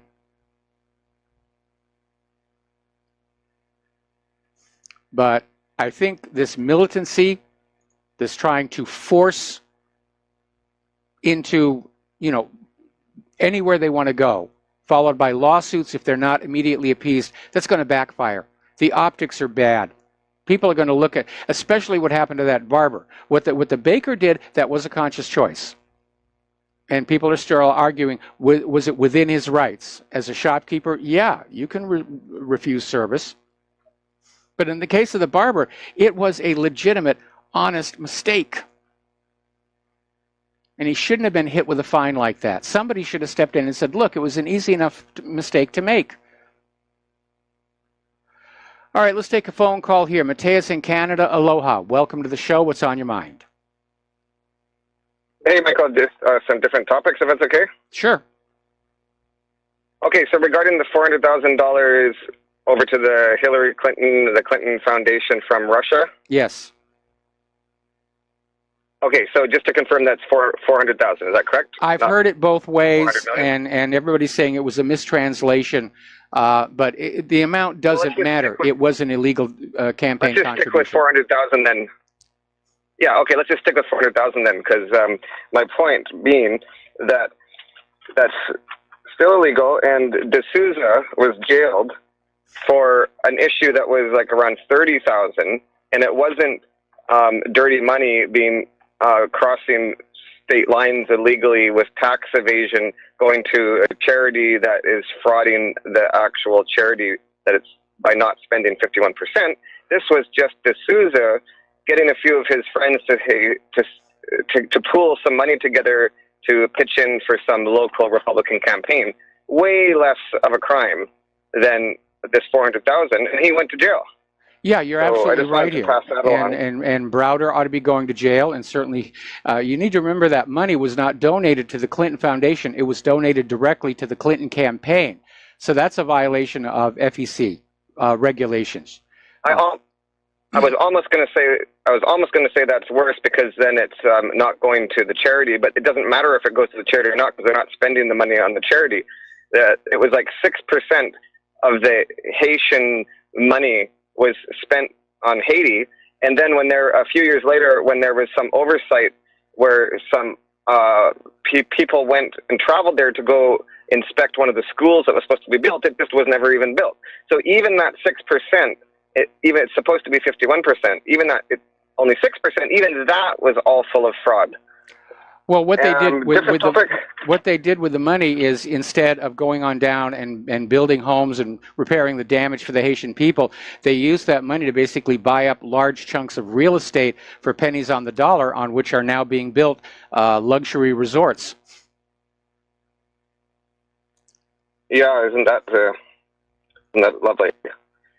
Like, talk about a grotesque display of wealth in the middle of a devastated population. Mm-hmm. Okay, a different topic regarding what you were talking about yesterday with potential Trump assassination, and relating that to the JFK assassination. So for JFK, there was this big shock. Yes. And you were saying that one of the possible motives right now could be that to kind of normalize the concept of an assassination so there's not this big shock. And that's possible. I wanted to present another possible theory that actually would be more in the opposite direction, is that, we'll put it this way.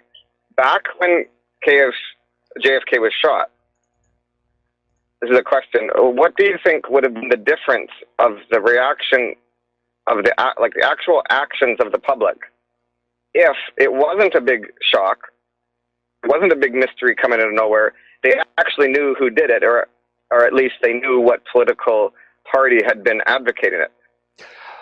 So take away the shock and now add that they know who did it, basically. Well, the government, if Trump is assassinated, we'll be given a patsy. But back when Kennedy was assassinated, most Americans still trusted the government. They trusted the corporate media. It wasn't until years after the fact, when I actually looked at the magazines that I'd been saving, that I spotted the fraud here.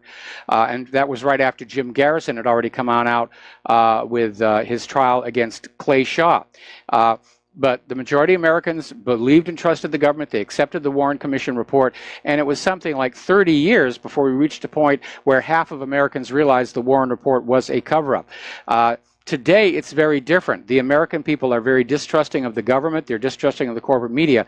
If Trump were to be assassinated, there'd be a shock and outrage, and everybody would be looking to find out what really happened. They wouldn't accept the corporate media and government's cover story, and I think that's what they're trying to avoid, is they want to get everybody used to the idea of Trump being assassinated, so that when it happens, people say, well, we kind of saw that coming, and yeah, it's a terrible thing. But there wouldn't be the outrage that would power the population to seek their own answers. And I think that's why we're having all these people come on out and talk about Trump being killed or executed. What's her name? The comedian with the severed head and everything. They're trying to desensitize us to that idea.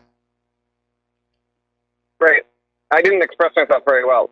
I will try one more time.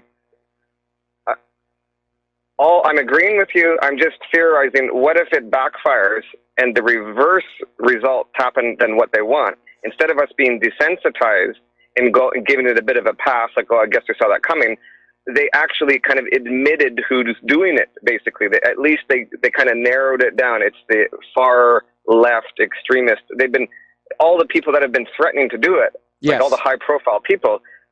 What if we don't give them a pass? What if we actually trade in shock for rage and actually go after these people and say, you know what, even if you're not actually directly the person who did it, you dug yourself into this hole. You're dirty by this. Like, you contributed towards the group consciousness of this at the least, and you might have very well be the one who did it. I see what you're saying. So I see what you're saying. I'm thinking it might go, it might just blow up in their face, and they might really have made a mistake by basically telegraphing that they want it to happen. So yeah, you're absolutely right. That could happen, where everybody's going to say, you encouraged this. You all encouraged and created the climate for this. That you're right. It could backfire on them tremendously.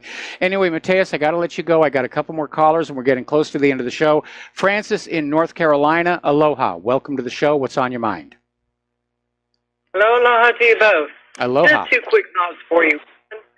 For one, you know, when it talks about charities and so forth, it's not like Trump could not have a Trump Foundation, just like the Clinton Foundation and so forth, to get funds funneling through and so forth. Ad nauseum, what can I tell you? It's not unexpected for that matter. As for the nuclear power plant scenario, yes, a lot of them are decrepit. A lot of them are falling apart and so forth. Ad nauseum, let alone the ones that they're building that's new or whatever have you.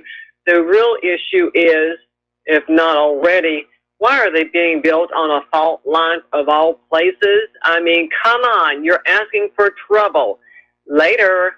Well, before you go, Francis, there is a Trump Foundation, and while the Clinton Foundation has been given a free pass and nobody's looking at it, the state of New York has been investigating the Trump Foundation. They're trying to find anything there that they can use to damage them and bring them down. As far as building nuclear power plants on fault lines, yeah, it is a really, really dumb thing to do, assuming it's an active fault. There are a lot of fault lines which have ceased to be active. And while the underlying strata may not be as stable as you might like, it's not as dangerous as building it on an active fault line. Now, obviously, plants like San Onofre, which are, huddled right along the San Andreas, which can let go, not a good idea. But, the attitude basically is we're going to build a power plant where the customers need the electricity and hope for the best. And that ends up being a bigger joke than imaginable, because even if it's not an active fault line, who's to say down the road in about 5, 10, or 15, 20 years it does not become active? I mean, a fault line is a fault line whether it's active or not. Otherwise, nature is going to make a move, and humanity hasn't learned its lesson, especially when it comes to the corporate heads are concerned as far as that type of thing goes. So, anyway, later. All right, later. All right, thanks an awful lot. I mean, certainly, whoever made the decision to build the Japanese nuclear plants on a shoreline with a known history of tsunami activity, it wasn't well thought out, except for Onagawa, where the guy in charge of that project made sure that plant would survive, and it did. It was the only one that came out of that quake and tsunami untouched. All right, Steve Elkins, aloha. Welcome to the show. What's on your mind? Well, hey, understanding that in 501c3 that you have to spend at least 51% of what you take in on the charitable cause itself, and we know that Hillary Clinton only paid, 6 to 9%, I think it was 9% yes. of what they took in on the charitable cause. My question to you is, who's responsible for the enforcement of the code itself? Has there been any lawsuit filed on this fraudulent foundation? There should be, but I mean, certainly the Internal Revenue Service it has the authority to revoke the 501c3 status over the fact that they have not complied with that 51% requirement. And that would make Bill and Hillary Clinton immediately personally liable for the tax on all of that money. But the Clintons are proving to be absolutely untouchable. Hillary could, kill a baby live on national television and nobody's going to do a thing about it. Yeah, that's unfortunate for the rest of us who have to follow the rules and the law. Yep. And that these people are untouchable. I don't know. I don't have any respect for the whole system at all. It's just it's breaking down. Exception to the rulers. It's breaking down. It's not working. The agencies of the federal government are not doing the jobs they're supposed to be doing. We've seen that as a growing phenomenon. The way the SEC turned a blind eye to Bernie Madoff, the way the Minerals Management Service turned a blind eye to the Deepwater Horizon. Nothing is working as it should. And it just seems to be about grabbing money and internecine rivalry and political warfare, which is another reason why I think we're headed eventually for a Soviet Union-style collapse. Yeah, and Bernie Sanders also being cheated out in the primaries for the nominee. This is amazing. You're right. Everything is completely falling apart, or they're just simply saying, "Well, I'm not going to enforce that. I'm not going to enforce that." It's a system breakdown. Yep, it is. Hey, thanks, Michael. Appreciate it. All right, thanks an awful lot. We're going to let you go, and we're going to close the phone lines here because we're getting close to the end of the program. Now, this is a story that I am really enjoying, and it came out of BBC. It's actually been in a lot of different places. getting on back to the planet Mars, which is now at opposition, you'll see it very high in the sky at night, and it's very bright because of the dust storm. Going all the way back to Viking was the issue of, is there water on Mars? And even though we saw something that looked like snow on the ground at one point with the Viking cameras, it was declared to be carbon dioxide. There couldn't possibly be water. And then later on, the rovers started finding little pools of very brackish water that could survive in the near vacuum and the cold temperatures. Then the orbiters started seeing liquid water flowing down the sides of various craters. And now researchers have found evidence of an actual lake, 12 miles across, under the planet's south polar ice cap. So we have got, I think, a lander to that ice cap, drill into that water and look at it and see if there's life in there. Because this is the first sign of a persistent body of water on the planet. And if there's life still on Mars, you're going to find a lot of it there. So we're going to take a break now for commercials, back with some more stories after these few words. And aloha America, welcome back to our show, last segment of our program here on this Thursday. And I want to close this out with another story about scientific goofs and why it is important to follow the scientific method and just make sure that what you're doing is right. This story goes all the way back to 2011, 2012, when CERN was running an experiment using neutrinos generated at the CERN facility and detected with a detector inside a mountain all the way over in Italy. And they were using neutrinos, and because they're neutrinos, which can zip through the entire Earth unimpeded, they didn't have to have a tunnel or anything. They just set up the detector and they shot these muons, and they came up with a bizarre result. The neutrinos were arriving at the detector 60 nanoseconds sooner than they should have. And it looked like maybe CERN had discovered that neutrinos were traveling faster than the speed of light. Now, the scientists at CERN were being careful, and they went back and they did variations and other changes to the experiment. They kept coming up with that same number over and over. They still weren't really convinced, but somebody leaked the results outside, and it got picked up. It was in all the newspapers. Relativity is overturned. Even Scientific American carried this story. And it was a goof, because CERN ultimately determined that there was a problem in the synchronization of the clocks between the sending and receiving system. And when they worked it, apparently there was a kink in a fiber optic cable.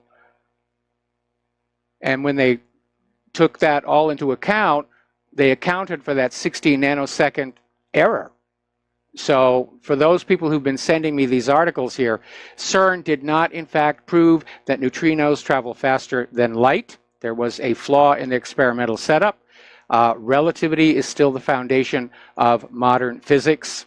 And no, nothing can go faster than the speed of light in a vacuum. You have to have that qualifier there, because light travels slower going through a medium like water or glass. That's why lenses will refract and bend light. But in a vacuum, 186,285 miles per second. It's not just a good idea, it's the law. And finally, this is a bizarre story. Apparently over at the zoo in Egypt, they've been caught painting black and white stripes on a donkey to make it look like a zebra. And apparently somebody there visiting the zoo took a picture, took a selfie, put it up on Facebook, and it went viral. And everybody quickly said, that can't possibly be a zebra. The shape of it is a donkey. And a veterinarian pointed out that on this animal, the black and white stripes, which are smudged, I might point out, go all the way to the end of the nose. And on a real donkey, the snout is completely black. Now, I don't know why this Egyptian zoo did this. They're denying it. They're insisting it really is a zebra, but it's a huge, huge embarrassment. And just a little funny here. I mean, that poor animal, to have that paint on him all the time.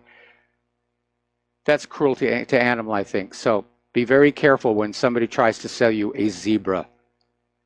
It may be a painted donkey. Okay, we're coming up here on the end of our program, and please stay tuned for John Stedmiller. I'm sure he's got a lot of interesting things to share with you. Please take what you learn here and share it with everybody that you know. Talk to them in person, bring back the art of the conversation. Email, unless somebody takes action to bring back openness, fairness, and the First Amendment to corporate social media, it's a complete waste of time. And I'm not surprised that Facebook took the hit that it did. Please support Republic Broadcasting. Please support whatreallyhappened.com. We need your help to keep the fight for truth going forward. We'll be back tomorrow with the lovely Lady Claire. Aloha, America.